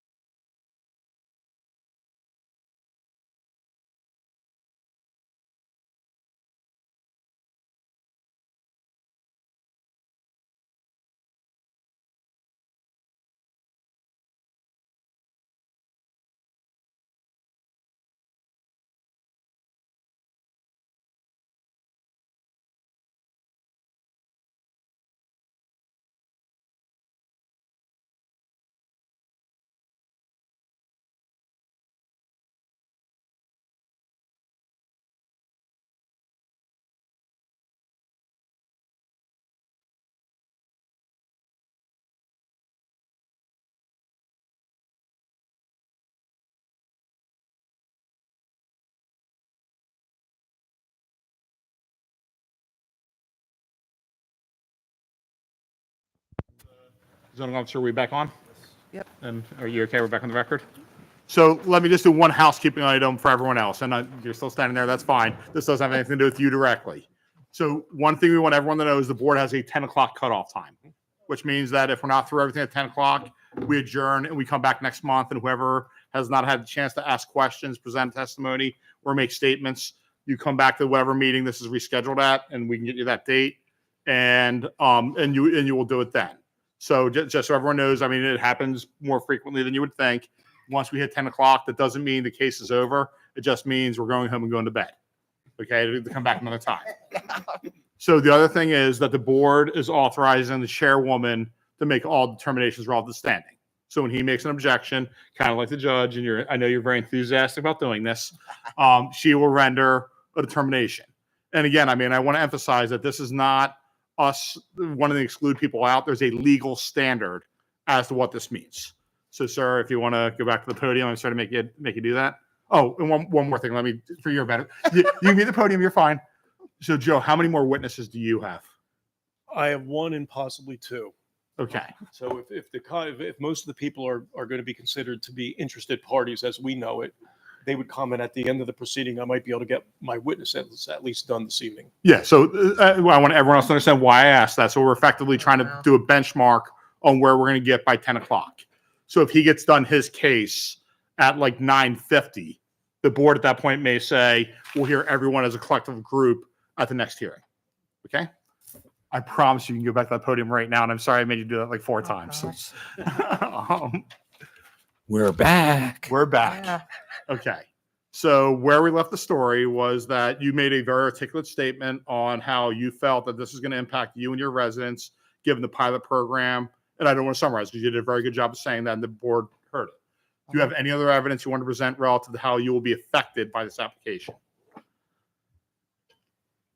Well, I guess I should save my questions for later. Okay. But I would simply make the observation that in my day, I conducted a fair amount of research.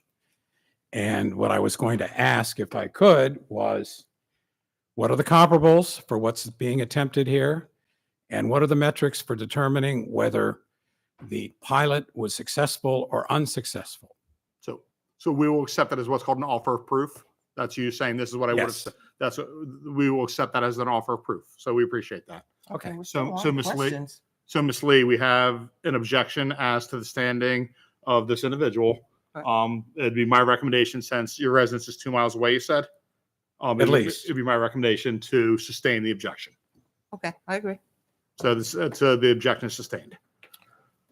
Okay, who's next? Okay, next for questions. Questions, again, not statements, Please, questions. questions. State your name, please. Oh, sorry. Steve Glickman. I live at 1824 Richmond, which is about 2.5 blocks away. And let me just say, I'm not here as an objector. I'm here as a supporter. I believe that what people. I'll try to be brief.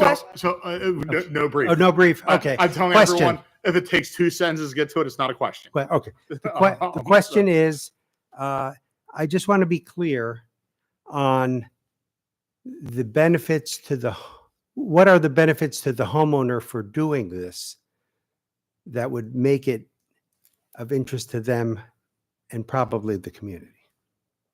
Is that a fair question? Yeah. Okay. If he doesn't object, we're going to look at him for an answer. Not So- objecting. So the direct and tangible benefits to the homeowner will be that they receive a percentage of the rent, and that will be determined as we sort of work through contracts as the program continues to develop, what percentage that is. The sort of benefits of the community, as you stated, and how I believe the homeowners see it, is that this is a pilot program to increase the supply of housing in general, which in a city with a 2% vacancy rate is desperately needed. Thank you. So again, remember what I said earlier about this nice lady at the end? We don't yell out. Everyone will have their turn. Oh, and as this gentleman said, at the end of 20 years, it reverts back to the homeowner. That's correct. Okay. Okay, thank you. Next for questions? Good.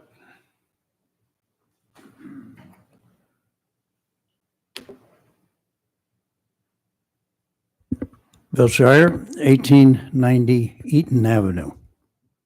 How far are you from? I haven't measured it. Okay, Bill. Do you live within 5 blocks of this property? I think so, yes. At Eaton Avenue? Eaton Avenue, yes. Is Eaton Avenue on the east side of the city? God, no, it's on the west side of the city. And I just have a couple of questions, that's all. Joe, are you making an objection? Which my, Yeah, I am going to object because I don't know if he doesn't know how far he is from the property, then. oh, come on. 1890 Eaton Avenue, come on. Tell me how far it is from the property and I won't object. All right. You should know. Broad Street to Union Boulevard, His house. 2 blocks. Okay. Union Boulevard to Eaton Avenue, it's really only 1 block. That's 3. I live in the 1800 block. This property's in the 1600 block. That's 2 blocks. The total is 5 blocks. And what is the direct and immediate danger to your particular property as a result of this use?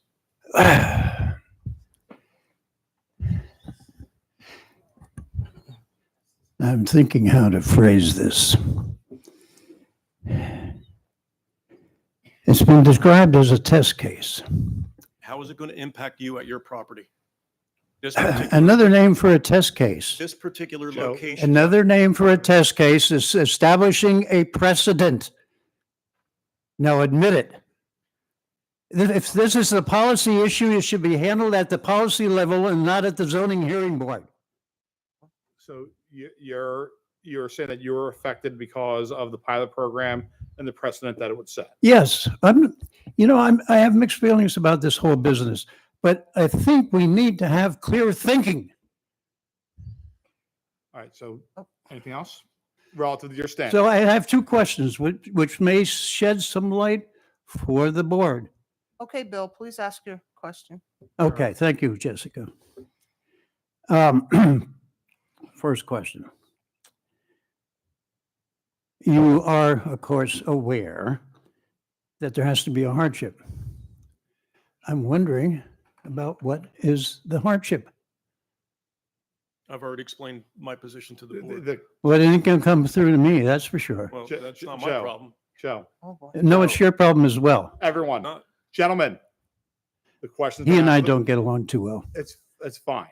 So, Joe, let the witness answer the question, please. You make legal argument later. Let the witness answer the question. So wait a minute, is my objection regarding standing overruled? You overruled the objection, correct? Yes. Okay. She overruled thanks for seeing the clarification, because I mean, she did say, I ask your didn't question. hear it, So, I'm sorry. I asked him to ask his questions. yeah, so I consider just that wanted the to make sure objection. that my objection was on the record and that the decision of the board to overrule that objection is also on the record. Absolutely, Mr. Thank you. Caprara. Can I defer my answer to my counsel? You can just say, I don't. You say you don't know the answer. You don't know the answer. I don't know the answer. Sorry? I don't know the answer. You don't know the answer. Okay, that's clear enough. The other question is, I noticed that the existing garage is for 2 cars, and you planned to provide parking for 3 cars. Assuming that the 3rd car is for the tenants of the new apartment, what is the rationale for going to that length to provide affordable housing? I mean, Broad Street's got pretty good public transportation. So I think I understand your question. Is it to, you're asking why would we provide 3 spaces if it's affordable housing? Right. We're providing 2 spaces because they currently exist. And Sorry? we're providing 2 spaces because they currently exist, and we want to replace them. We're providing 1 space because it's currently required by the current zoning. So we wanted to be as conforming as possible to the current RT zoning. So the 3rd space is not to be nice to the apartment dwellers, but because it's required by the current zoning? Well, it would also be nice to have a parking space, yes. Okay. No further questions. Thank you. Next for questions, please. No one else? Okay, any comments? No, Or do you want to no move on? comments at the end of all the evidence. Oh, after all, okay. Yeah, so he puts on, so again, let me make that clear for the The audience. next witnesses then. He puts on his case, he asks the questions of his witnesses, those who want to and have standing, and then at the end, we make.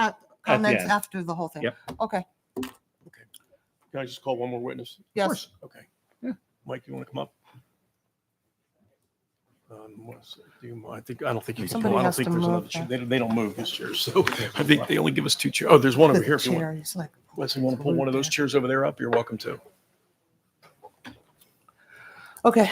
Thank you. Mhm. Mike, would you state your full name and spell your last name for the court stenographer? Sure. My name is Michael Hanzo. That last name is H-A-N. D is in David. Z is in zebra. O is in Oscar. And Mike, what is your position as it pertains to this application? I'm the Senior Director of Capital and Special Projects with Community Action Lehigh Valley. So I'm directly involved with one of the project partners.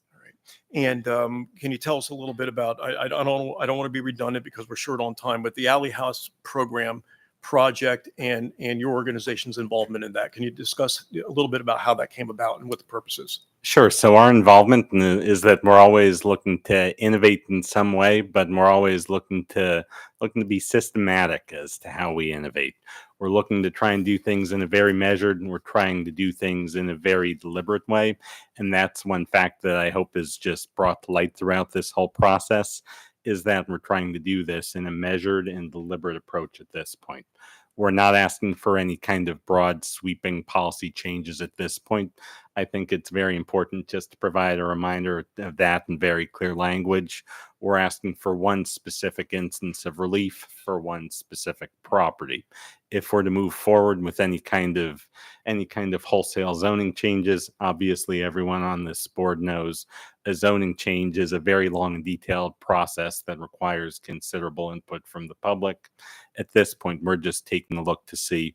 We have one individual test property where we hope we've done the best possible quality of due diligence that we can to select an appropriate site, see how it works in this one particular instance, so we can see what we can glean from that. So we can see, do we want to move forward with this? What lessons can we learn? If we choose to move forward with this Alley House program, how do we have the opportunity to really create something great? Or conversely, are there any lessons we learn that we need to change the model because something's not working? Yeah, and again, that is the question was asked. Well, what are you doing here before the zoning hearing board? We're here before the zoning hearing board because there is one particular instance, this instance, in which we want to retain all the data in order to make those determinations and work through the city staff, and the other organizations to determine whether or not there's even going to be an amendment to the ordinance. Correct? Correct. We're keenly aware that we're not setting a precedent. We're not here before anyone trying to represent that we're setting a precedent. We're here because we're requesting this one very limited instance to be able to give something a try. This application tonight has nothing to do with whatever happens up on Center Street in the city of Bethlehem, correct? Correct. This application has nothing to do with what happens on Center Street. I live in Forks Township now, but I used to own a Cape Cod on Snyder Street with an alley in the garage to the rear. It has nothing to do with that particular piece of property. It's just limited. It's just this one application limited to the one subject property that's before you tonight. Obviously, as a zoning hearing board, we're not asking you to sidestep the role of counsel or to create any kind of precedent. We're just asking for us to be able to gather information so we see how something innovative may work in the wild, so we can see, is this something that we want for the city? And in your involvement in this process, I mean, what were some of the things that you thought were impactful to the neighborhood or the potential neighbors of where this particular unit would be constructed, and how do you deal with those kind of nuisance type of items? Sure. So obviously we did have the public meeting, as was mentioned. We have sought input from the neighbors. We're here at a public meeting right now. The reason we have these is because we want to engage in a dialogue. There's a reason why buffer letters are sent out. It's because it's important that we have this public process with everyone. Community Action as an organization is committed to committed to hearing from the public. We want to hear what those thoughts are. Obviously, if we put the alley house in, we do want to keep that. We do want to keep those open lines of communication. We're always learning. We're always trying to do what we can better. So we're here to try and have a conversation with the community. Obviously, we've tried to produce what we think is the most context sensitive design that we possibly can, that deviates the least from the rhythms, or from the rhythm of buildings in the alley, that deviates the least from the design of buildings in the alley, that blends into the context as well as possible. We've tried to maximize access to light and air with this particular design. This particular unit also wouldn't necessarily be expected to have any kind of significant occupancy. Anytime we discuss housing concepts or these kind of arcane and new housing ideas, I always find it helpful to take things back to people for folks and just put a concrete idea of people in everyone's mind. What we're hoping to do is provide a housing unit so that the person who might clean Nichman Middle School overnight can afford to live within walking distance of their work, rather than needing to commute 45 minutes down 33 from Bartonsville, because that's where they can afford. Or so if our neighbors go out to Pat's Pizza and enjoy a meal, that the line cook who preps their food can actually afford to live close to their work. We at Community Action have had extensive experience operating workforce housing. We're always trying to look for new solutions where we can move the needle a little bit, but do it within the framework of the existing neighborhoods and not push anything too far to the point that it's not recognizable. We're trying to find that balance. We're always trying to do better at what it is we do. And just real quick, one point, Yeah. Community Action doesn't run away after the tenants take possession of the property, correct? Correct. No. Talk a little bit about, because I think there was a question about that. Talk about how that situation, how you remain involved. Sure. So we'll remain involved. We have a very strong consortium of partners. We have our partners from New Bethany. We have years of construction experience. We'll be along with our partners at New Bethany, we'll be providing hands-on property management to make sure that Alley House unit is well stewarded. We want to make sure that it remains in good physical condition. Our organization has developed affordable housing throughout the valley, including a number of units in Bethlehem. We take the quality of our construction incredibly seriously. When we'll be the party that actually supervises some of the site construction. If there's any kind of warranty type issue with the unit that's constructed, we'll be the ones on the hook for that. We'll be the ones who want to make sure we're putting the highest quality possible housing unit in the neighborhood. This will be good quality construction. We truly appreciate the partnership that we've developed with Reggie and Mary. We all pledged to stand by them throughout this whole entire process to make sure that this is a positive experience for them, to make sure this is a positive experience for our partners, to make sure this is a positive experience for the whole neighborhood. We've been in the community for close to 55 years, or maybe a touch over at this point. Community Action Lehigh Valley isn't going anywhere. We're not going anywhere in the next 20 years, that's for sure. Anything else you want to add? I just appreciate everyone's time. I appreciate everyone's consideration of this matter, and we're grateful that everyone can be here tonight to have a conversation with us. Sit tight for any questions. Do you have any more witnesses? No, Oh, yeah. Not gonna bring it.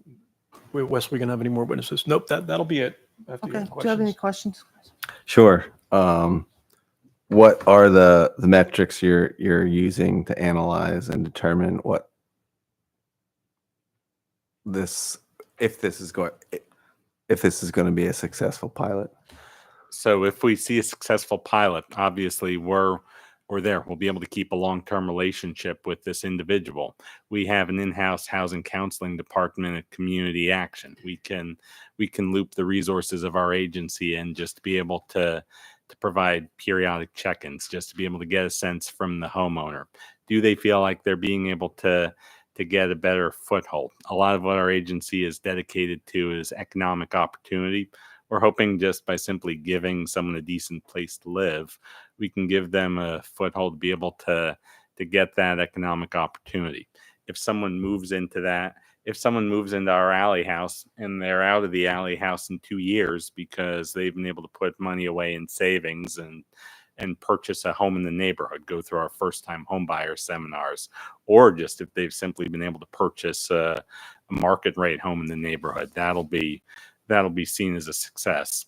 Obviously, if we get any kind of code complaints connected to the unit, that's something that we'll take incredibly seriously. That's the kind of thing that keeps us all up at night, and will have us in the office moving fast at 7 a.m. even if the coffee hasn't kicked in yet. We'll be keeping an eye on things to make sure that the unit is well stewarded.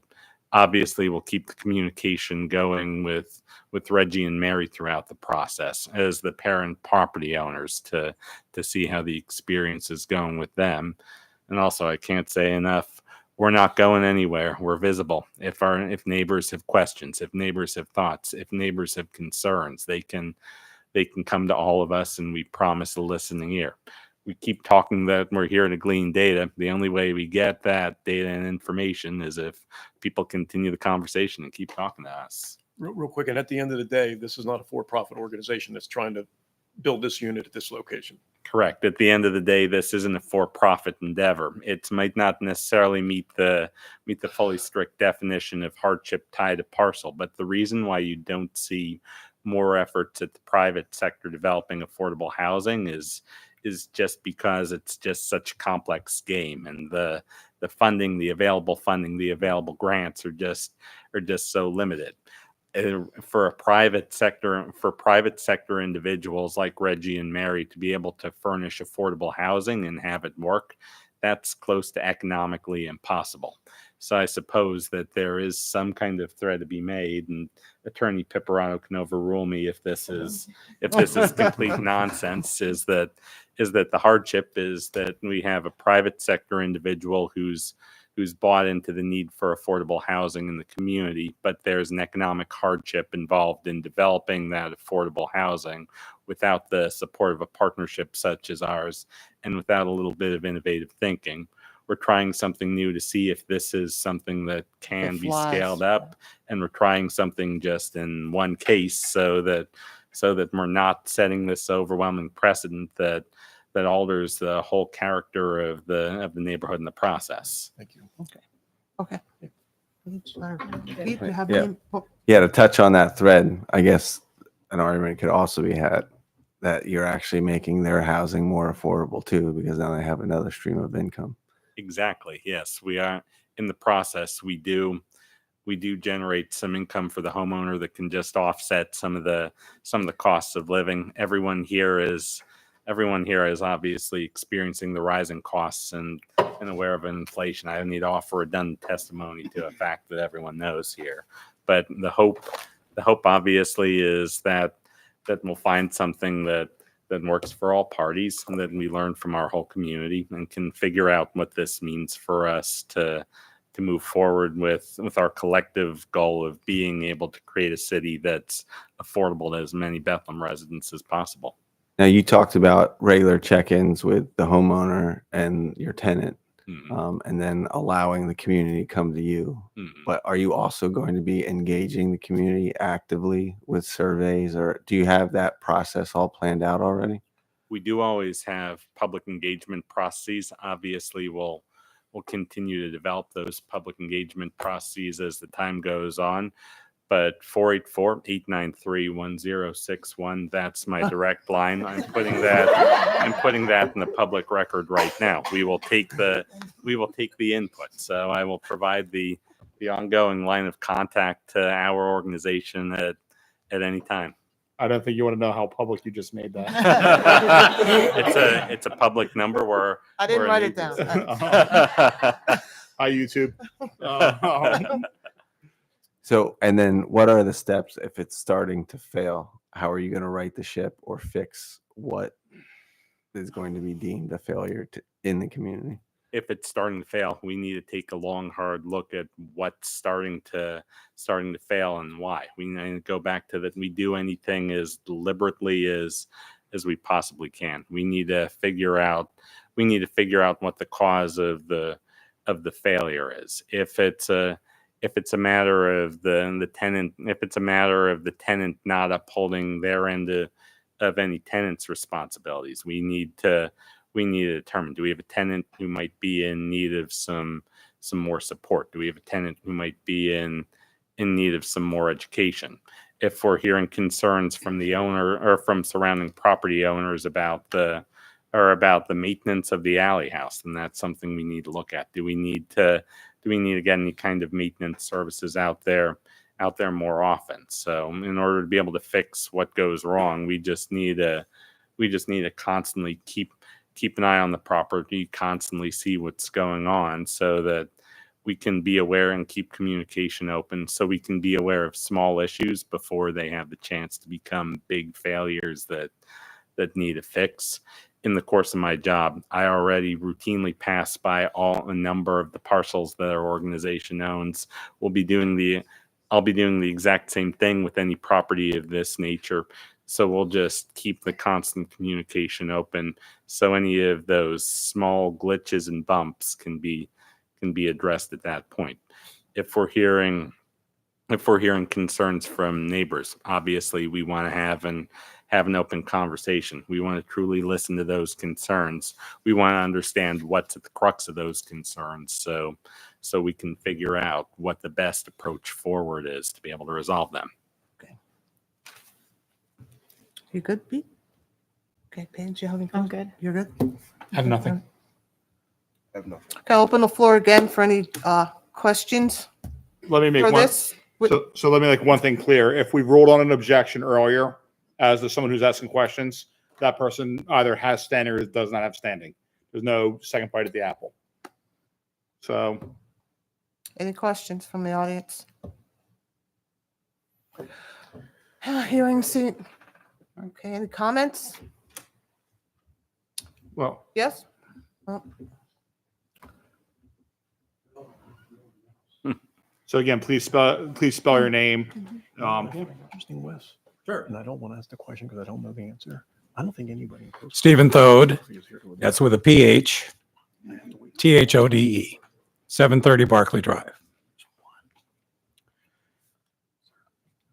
This is a very important initiative. The results of this initiative, good, bad, or indifferent, could have long-term profound effects on the quality of life across the entire city of Bethlehem. I've heard nothing tonight from the applicants or their proxies, if you will, about what the metrics are for determining whether this pilot was indeed successful or not successful. I've heard a lot of talk about, well, we'll know if we have a success story. But what if you don't have a success story? Understand, they have $1 million of taxpayer money that they're playing with. Do you think there is any chance that they will report back to Senator Casey or Representative Wild? Oh, we screwed up. Didn't work out. It was a waste of your money. It's a waste of the taxpayers' money. Not a chance.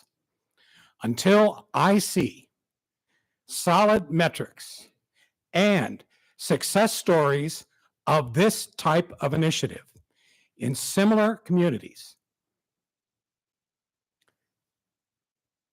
it's anybody's guess as to how success or failure will be defined. Thank you. thank you. Anyone else with comments? Yes, ma'am. Please state your name. Hi, it's Susan Glemser. So, as I understand it, Bethlehem was offered 30, oh, Jesus.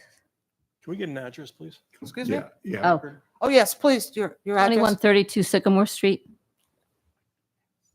Bethlehem was offered $32 million to prove we need Section 8 housing from the state. Guess how that was written? The city has a population of 78,000 and 32,000 single houses, according to Google. There is no housing crisis. This is the first step into the open door policy in which it is in which, if approved, all zoning is now meaningless, is an open policy which protects no neighbor from another neighbor's wishes or wants, no zoning enforcements. Once you allow anybody to build an apartment on an existing house property against all zoning rules, then there's no reason for a zoning board. Anyone can put a trailer, camper, perhaps 2 or 3 story apartment building anywhere you want. This is the beginning of Mayor Willie Reynolds' plan for high-density Section 8 housing, which is income levels between $15,000 and $25,000, proposed at First Presbyterian Church. The fact that housing prices have increased is not the fault of owners, but a good investment for the future of Bethlehem residents. The mayor should lead by example in this pilot program and sell his house for $2 and donate it to New Bethany's cause for their Section 8 housing clients. Part 2, since you represent Lehigh University, have you recommended to Lehigh to recall all students living off campus like Moravian has done? My point is hundreds of off-campus Lehigh student houses could be used for your Section 8 housing, again, $15,000 to $25,000 of income. So wealthy Lehigh University should do its own pilot program and provide affordable housing on campus for all its students. And the study that you want to do should be for the new housing now available for the Section 8 qualifiers and see the results in 20 years. Thank you. Thank you. Anyone else? Please. State your name and address, please. Reginald Lewis, I'm the homeowner, 1604 West Broad. Okay. Somehow we've gotten to the point where this sounds political, but unfortunately for families, affordability is very real. And unfortunately, if you have a nurse that can't afford an apartment in the city of Bethlehem, or a teacher that can't afford an apartment in the city of Bethlehem, what's the point? Very soon, all those properties that people can't afford, it'll be the haves and have-nots. I don't know how much all of you make here, but to have 7 figures to live in a city is not the goal of a city. You want diversity. You want everyone represented. You want them to be able to live affordably, comfortably, in a clean environment. So I don't understand them when they say property values go down, because we also see properties that have been converted, single-family homes that have been converted into much, much worse. To have a homeowner that has the property, maintains the property, and has interest in his own property is much more valuable than a slumlord. And I think we're confusing slumlord with homeowners. That's all I have to say. Well said. Thank you. Well said. Next for comments, please. Sharon Wiles Young, 13th Avenue, 2 blocks away from 16th Avenue. And I want to commend the city, first of all, for taking on this project of affordable housing. We all came out in a lot of numbers to say this is an issue that Bethlehem has to address, and someone did take us seriously. And Wes and others who have taken this on to say, how can we do it? We hear about it, we see the reports, we see what happened with the reports, but how do we do something? I commend the family for being willing to be the pilot in West Bethlehem. I saw those houses. I walk around West Bethlehem all the time. I know where all of those are, where the ADUs are, and they're already there and they're working. So I just don't know why we can't do a pilot and see how things will work. We know we need it. There's a house for sale right next to me right now. It's like Grand Central Station of people coming in to look at the house. And I feel so badly for young couples who want to live in this area and they're just being forced out. So I agree. Thank you, Reginald, for your comments, and thank you for your work. Thank you. Anyone else for comments, please? Please. Your name and address, please. Vicki Everett, 2708 Bridle Path Place, Bethlehem. I'd like to say that I agree that, we're all looking for solutions to this problem. However, I don't believe that a homeowner, as much as he might find affordable housing a good cause, has the right to seek a variance on his desire to work on affordable housing. As we've mentioned, that should be hardship. And I don't believe they've made a case for hardship here, just because the owners of said property want to address the issue of affordable housing is not hardship. Yes, it would provide additional income for them, but again, that's not hardship. I do believe that hardship would be what happens to that property in 20 years when it reverts back to private ownership. And there is no oversight. I used to live in a town with a lot of alley homes. My parents owned one first I can say that I've walked a lot of those alleys for years, and it was always the alley homes that fell into disrepair because you couldn't see them from the front. Most people didn't walk the alleys, but I always did because I had a dog. And that was where you saw the dilapidation, the lack of attention, and lack of care after what would be past their oversight. So you do have that. So you will have that issue, I strongly believe. The other problem is it was a nightmare to get in and out of that garage. I can't tell you how many times as a teenager I hit the neighbor behind me with a car because he parked in his driveway, which is on his lot, and we had a garage that pulled out. It's the parking that you're looking at is extremely difficult. So I think on the basis of the setback that they're looking at of 4 feet, 20 when it's supposed to be 20 feet, I don't believe that's realistic, especially not for your average driver. I can just tell you that I had many problems with that sort of an alleyway garage. And then I do have some comments. Sorry for the length. I'm going to read this. One of my points is, it's a lovely model that you have there, but I don't understand why Lehigh University is promoting a change to our community. They don't pay taxes, nor does New Bethany Ministries, and nor does your coalition. Like, this should be a taxpayer agenda item. And if they want to do this as a pilot program, then it should come under an ordinance change through the city council, not through zoning. Let that be their pilot program. First, approve the program of opening doors and then do a pilot. Okay. And finally, let's see. I'm opposing this variance request to do its relation to the alleyway housing project funded through New Bethany and federal grants. I believe this variance will set up a precedent that allows other property owners to put up additional dwellings. These changes do not reflect the property rights and zoning rights of our tax-paying citizens.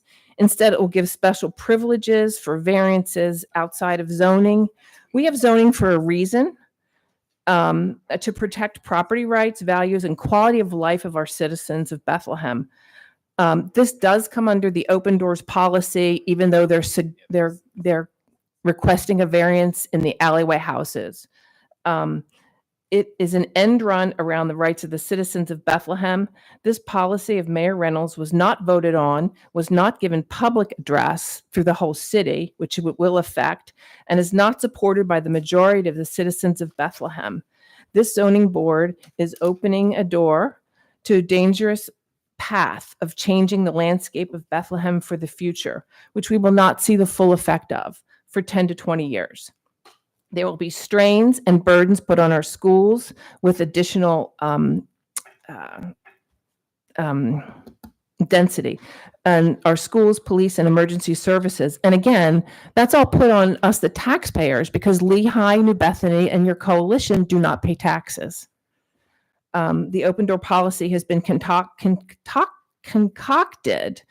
to me by these agencies without due process of a vote before the citizens of Bethlehem. And therefore, I don't believe it's been properly vetted. And I think it's a dangerous position for any politician, university, or charity to engage in. Thank you. Thank you. Does anyone else have any comments? Sterling, please. Seth?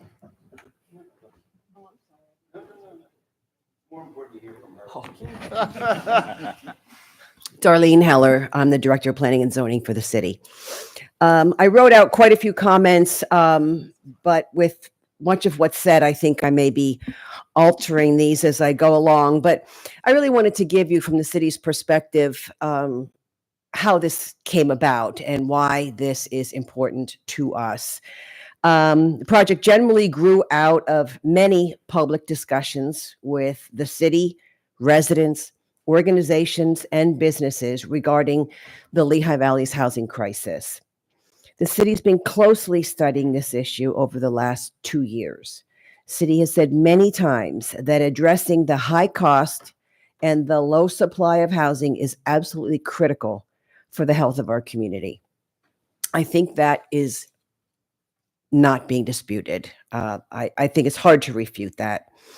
But I also want to say that accessory dwelling units, they're not a new idea. They are a recommendation within the plan that we would research that. Accessory dwelling, and we consider the alley house to be one type of accessory dwelling unit.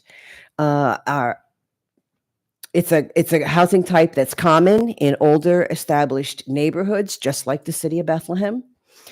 Many housing advocates view accessory dwelling units as a way to really creatively address the affordable housing options, not only for the tenants, but as others have said, for homeowners that are struggling to stay within their homes. As an example, this is an example that I think it surprised me, but AARP is a leading advocate for affordable housing at all levels. Accessory dwelling units is the #1 solution that they advocate for as an option for older adults that need a little help to stay in their housing units. They've also published several primers for communities and homeowners. The main document is The ABCs of ADUs, a guide to accessory dwelling units and how they expand housing options for people of all ages. So the discussion and the inclusion of ADUs in our current zoning is not a new idea. It's not. The zoning ordinance also, should be noted, I believe, is a tool to help encourage the development in a way that guides and regulates orderly growth and that supports the overall goals and objectives of the comprehensive plan. It's from the comprehensive plan that we get the provisions that are within the ordinance that we utilize day in and day out.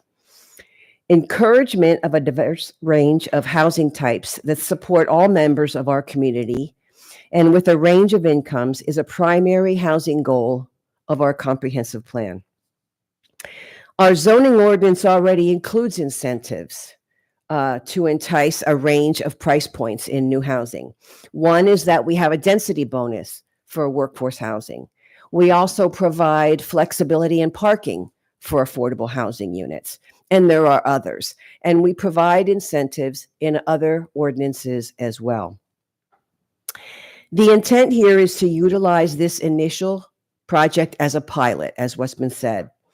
Before we can finalize any formal amendments, we'll need to learn about from this project, from this process. We'll learn from the stakeholders, from the students that are working on these projects, the leaders for those students, and from a variety of similar communities that already allow ADUs successfully. We'll be taking a look at current practices, best practices in other communities. So the process will include stakeholders, broad public meetings, a review of drafts with the Planning Commission and with City Council, The process is not anticipated to be completed quickly. It will take some time, but we certainly see this as a very important project for the city. Our office will be working with both West Hyatt and other students and other instructors at Lehigh. They'll be working with the stakeholders and the community to draft provisions. And to be clear, we do not intend in the future to need to approach the zoning hearing board with other relief. This we see as a pilot program. I also want to talk a little bit about the process that we've been working through with Mr. Hyatt. And I will say too, we are very, very fortunate. We have some excellent partners in this program. CALV is known far and wide for the good work that they do throughout this region. And as Mr. Hanzo said, they've been around for a very long time. And New Bethany Ministries as well, very credible, doing a lot of hard work in our community, and they've been doing that hard work for a very long time. We are very glad that they are partners with us on this and within many other projects. I want to also say that with West Hyatt's project and the students, we went through more than one iteration, because we talked a little bit about in the back and forth and in the presentation about getting to a project that needs the least amount of relief. We talked about height. The height came down. We talked about parking. And it's true, I'm surprised that Mr. Shire noted it for the record, but Broad Street does have a lot of open spaces. And we talked about whether or not to include a third parking space here. But we didn't want to have a lot of relief necessary, so the third space was added to the project. We talked about public outreach. I can't say how much public outreach has been done to really try to educate the community. He participated in a community meeting with the neighborhood group in West Bethlehem, I think a week or two ago. He's really been doing the kind of work that we want to do so that when we came to you, we would be confident in saying that this really is a project that we can support. We've gone through more than one iteration. We see this as a project that has a high degree of success. And that's also supported by the grants that Wes mentioned during their testimony. There was a lot of funding coming towards this project because there is a lot of good that can come from this, from the pilot and from any research that is a part of the follow-up. So I have a couple of other comments. The process to develop these provisions will be public and open. We already recognize that there is considerable amount of interest in the state of housing in the city of Bethlehem, and we appreciate that. We're glad that that's the case. We respect that. The DCED department has constantly been providing information about the Open Doors report, formally at meetings and also informally to specific questions. In addition, the city administration has committed to quarterly meetings related to the Opening Doors plan. The next scheduled meeting, I believe, is Wednesday, May 15th at the NCC Southside Fowler Center, if I got that right. So at this time, it's really our request that the zoning hearing board members would be able to provide a favorable review of the appeal so that we're able to move forward with this pilot unit. We envision that when the zoning amendment proposal is finalized for ADUs, that they'll include alley houses as one of the types of ADUs.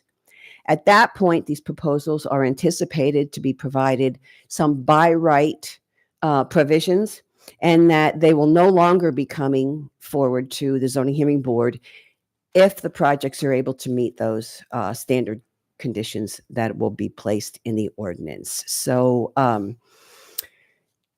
let me just say one thing. I copied down a couple of words that we used about opening doors, that it would dramatically alter zoning over the city of Bethlehem. And the wording that I can remember from these provisions in the book is that we will be looking for opportunities for smaller infill projects that are compatible with the surrounding communities. And those are the key phrases that we are honing in on as we look for any kind of amendments to the ordinance. Smaller infill projects that are compatible with the surrounding neighborhood.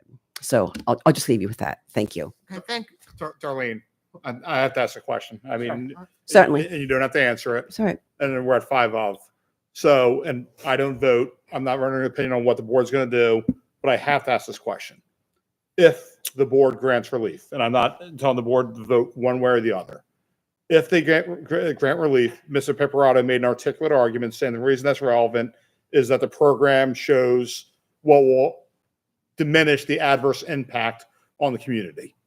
And I am agreeing with that. We sat down with the project developers and we were able to, I believe, minimize any impacts to the project and the abutting properties so that we could come to you with the least amount of relief. So where I'm going with the question is, Okay. if, and I'm saying for the people in the audience, this is not saying the board will approve, won't approve. This is just so I understand what we can do. The board can levy conditions on the grant of a variance, and especially on a use variance. We have a pilot program where we have a little bit of evidence about it, but it seems like a lot of it needs to be worked out. How does the board, if it grants relief, and again, I'll say to everyone that's not saying they will, how does the board craft a condition that captures that? Well, very often the zoning hearing board would approve a project conditioned upon its development in keeping with the parameters of the application that was submitted and the information that was placed on the record. I'm not asking for a formal opinion. You believe that the evidence on record and the application as submitted contains sufficient information for the city to ferret that out? To ferret out. The condition that if we impose a condition, I'm not saying the board's going to grant relief. If they said that it will be developed in keeping with the application and the evidence presented relating to the nature of the pilot program, you believe that that is sufficient, that's sufficient that the city staff will be able to enforce that? I believe that's what we are looking to support. We support the submission the way it's been drafted, and we feel that it's a very good project that we would like to be able to continue to research and work with his staff. Yeah, I just want to make sure if we do a condition, I want to make sure that there's a condition that's enforceable by the city. And if you've answered the question well, I appreciate it. Okay. Okay, thank you.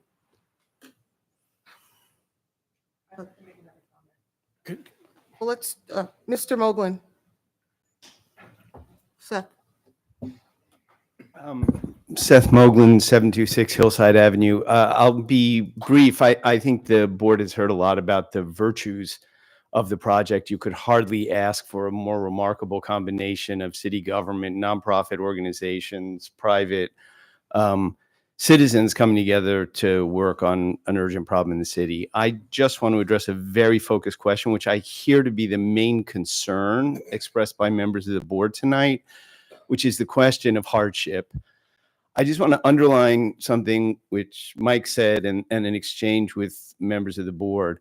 This board is accustomed to residents routinely coming in here and saying, I have a hardship, and my hardship is that because of my financial circumstances or the state of my home or the idiosyncrasy of my lot, I need a variant to do X or Y. And you do that all the time. What you have here is homeowners actually seeking to act in the good of our community, saying they want to use their property in the fullest way they can, both in their own interest and in the interest of our community, but they can't do it without these relatively minor variances they've asked for. So all I want to do is to underline the fact that you actually have a quite direct request here for a variance on the basis of a hardship they face in using their property toward an end which nearly everybody in this room would agree is a worthy end. Thank you. Okay, ma'am. I guess I would like to say that Please state your name. Vicki Everett. I guess I would like to say that we all have a heart for and understand the need for affordable housing, but that doesn't give us, it shouldn't give the board reason to change the zoning that people have purchased their properties in respect of those zoning laws. And so I would really plead with the board, even though the city is here asking for this approval, that's not the purview of the zoning board in my estimation that I've ever seen. A zoning board is for the citizens, the citizenry, and the taxpayers, and not to approve a policy that has not been voted on by the public. I'd also like to say that regarding the woman who spoke just a moment ago, maybe Dana was her name, I'm not sure. What? It was Ms. Heller, Darlene. Darlene, thank you. Darlene, like I've read the open doors policy and thank you for holding public meetings, but I am educated about it and I don't need to be educated. I just disagree. And I have a right to disagree and ask my zoning board to uphold the zoning laws and not approve this variance. Secondly, infilling is a great term, but it means increased density, as I mentioned before, and that has other consequences. And finally, who is a stakeholder? Who? Tell me who is a stakeholder. I'm a citizen of Bethlehem. I'm a taxpayer. And I would like to know who stakeholders are.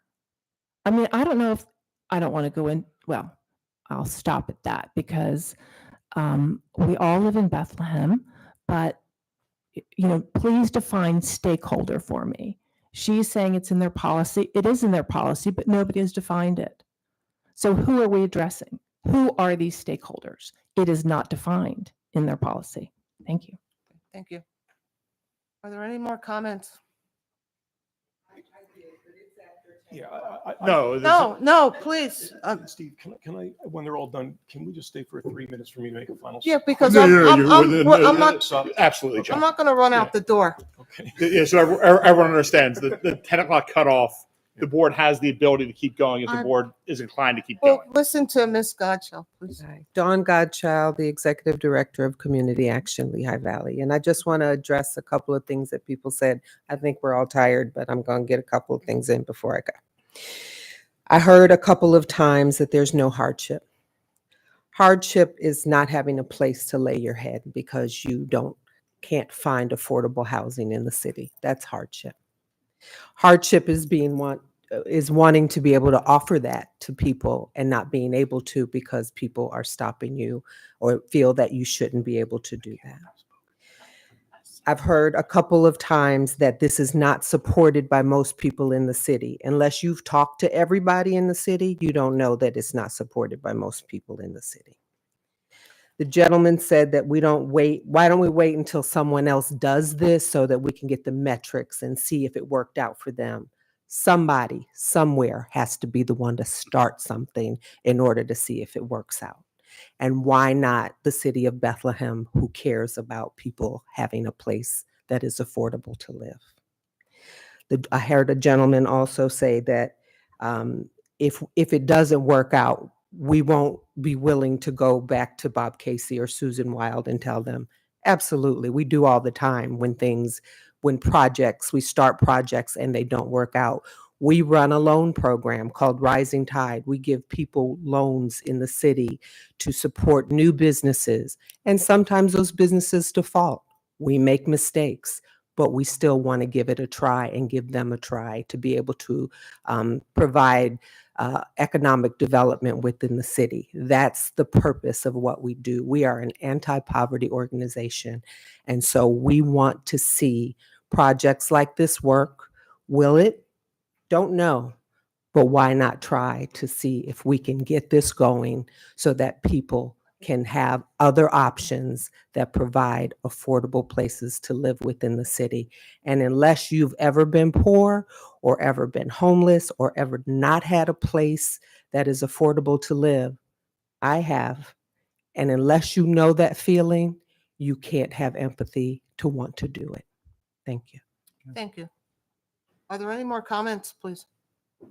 Okay, hearing none. Attorney.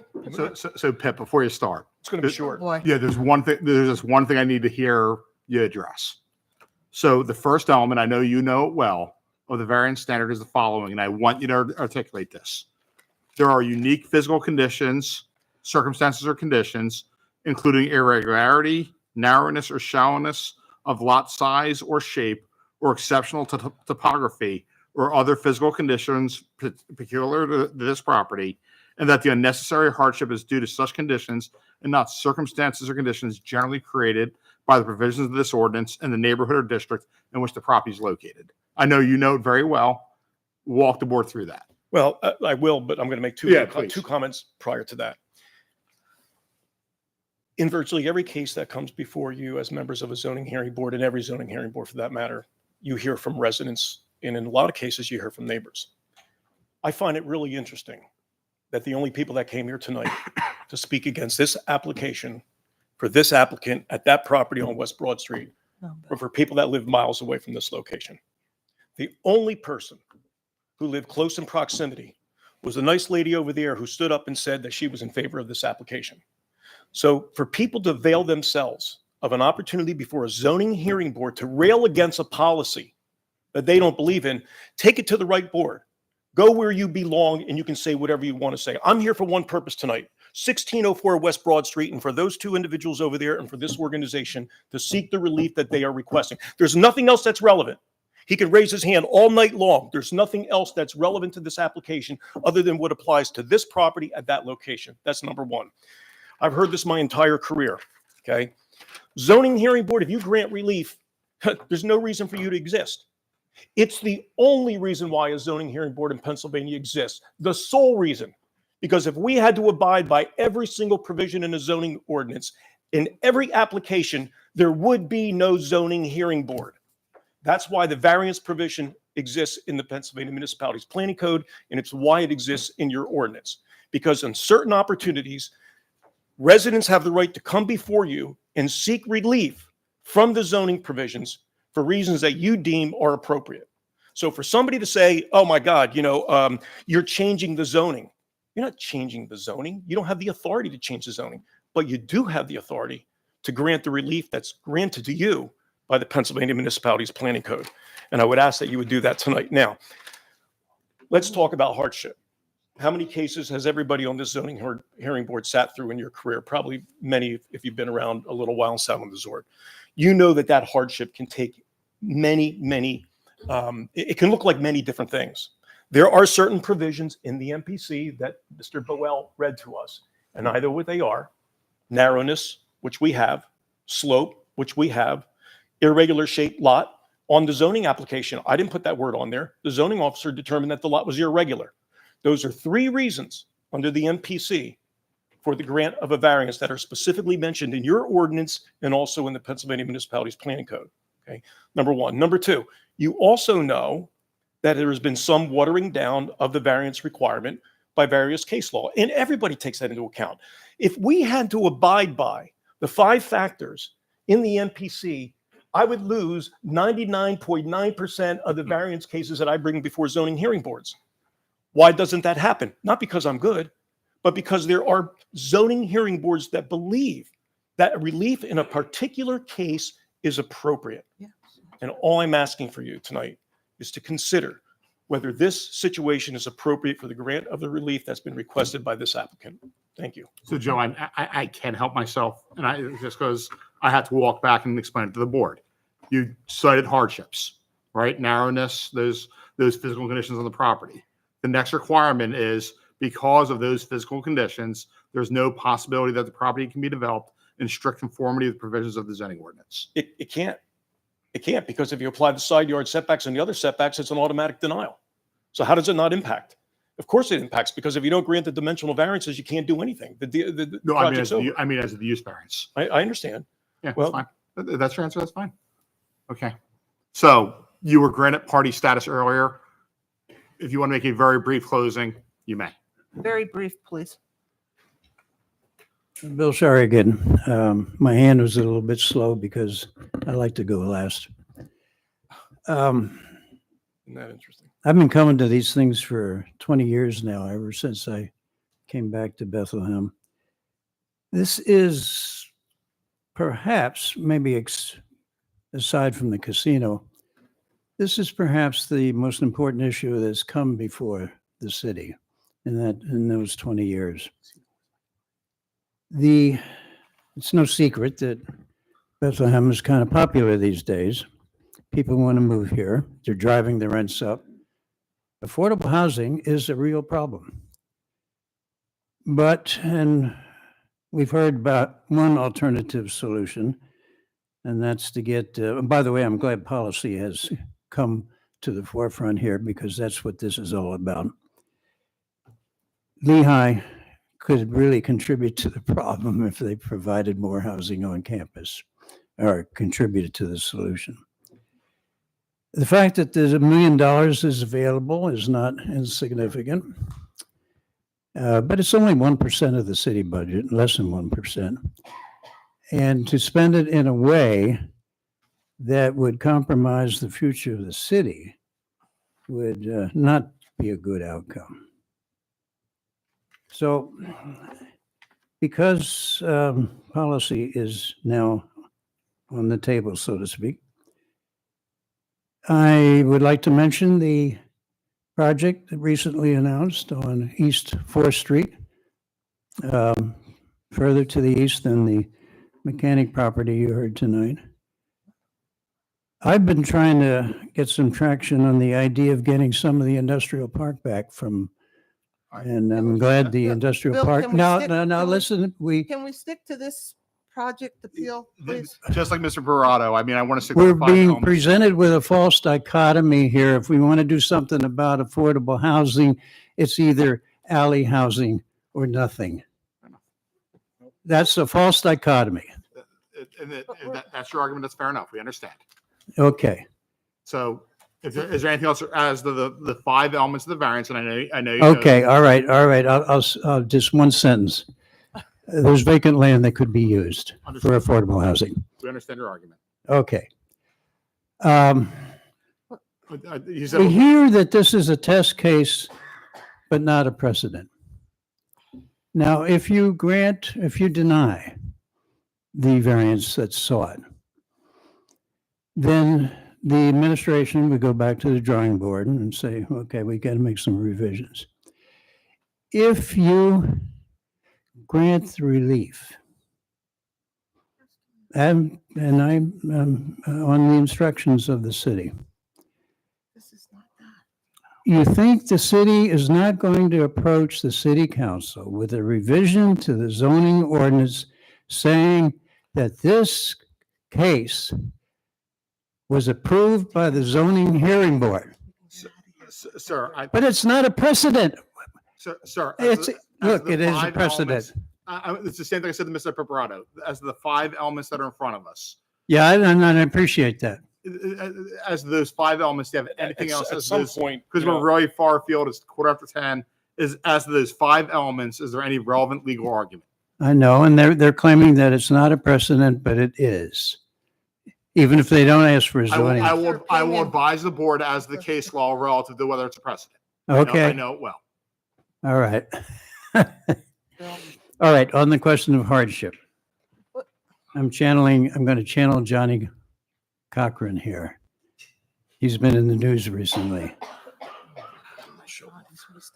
If there's no hardship, you must deny. We Thank you. understand. Thank you. Thank you.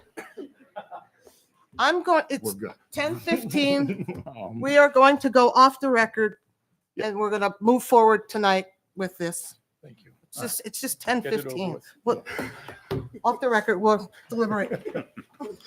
Thank you.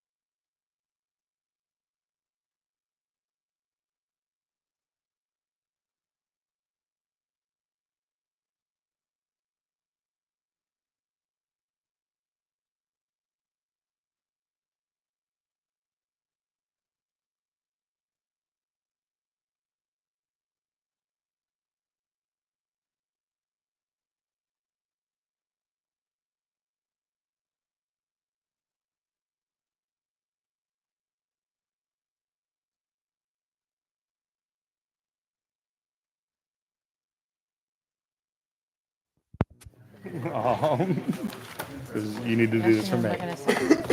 Uh, All right, everyone, we're going to go back on the record.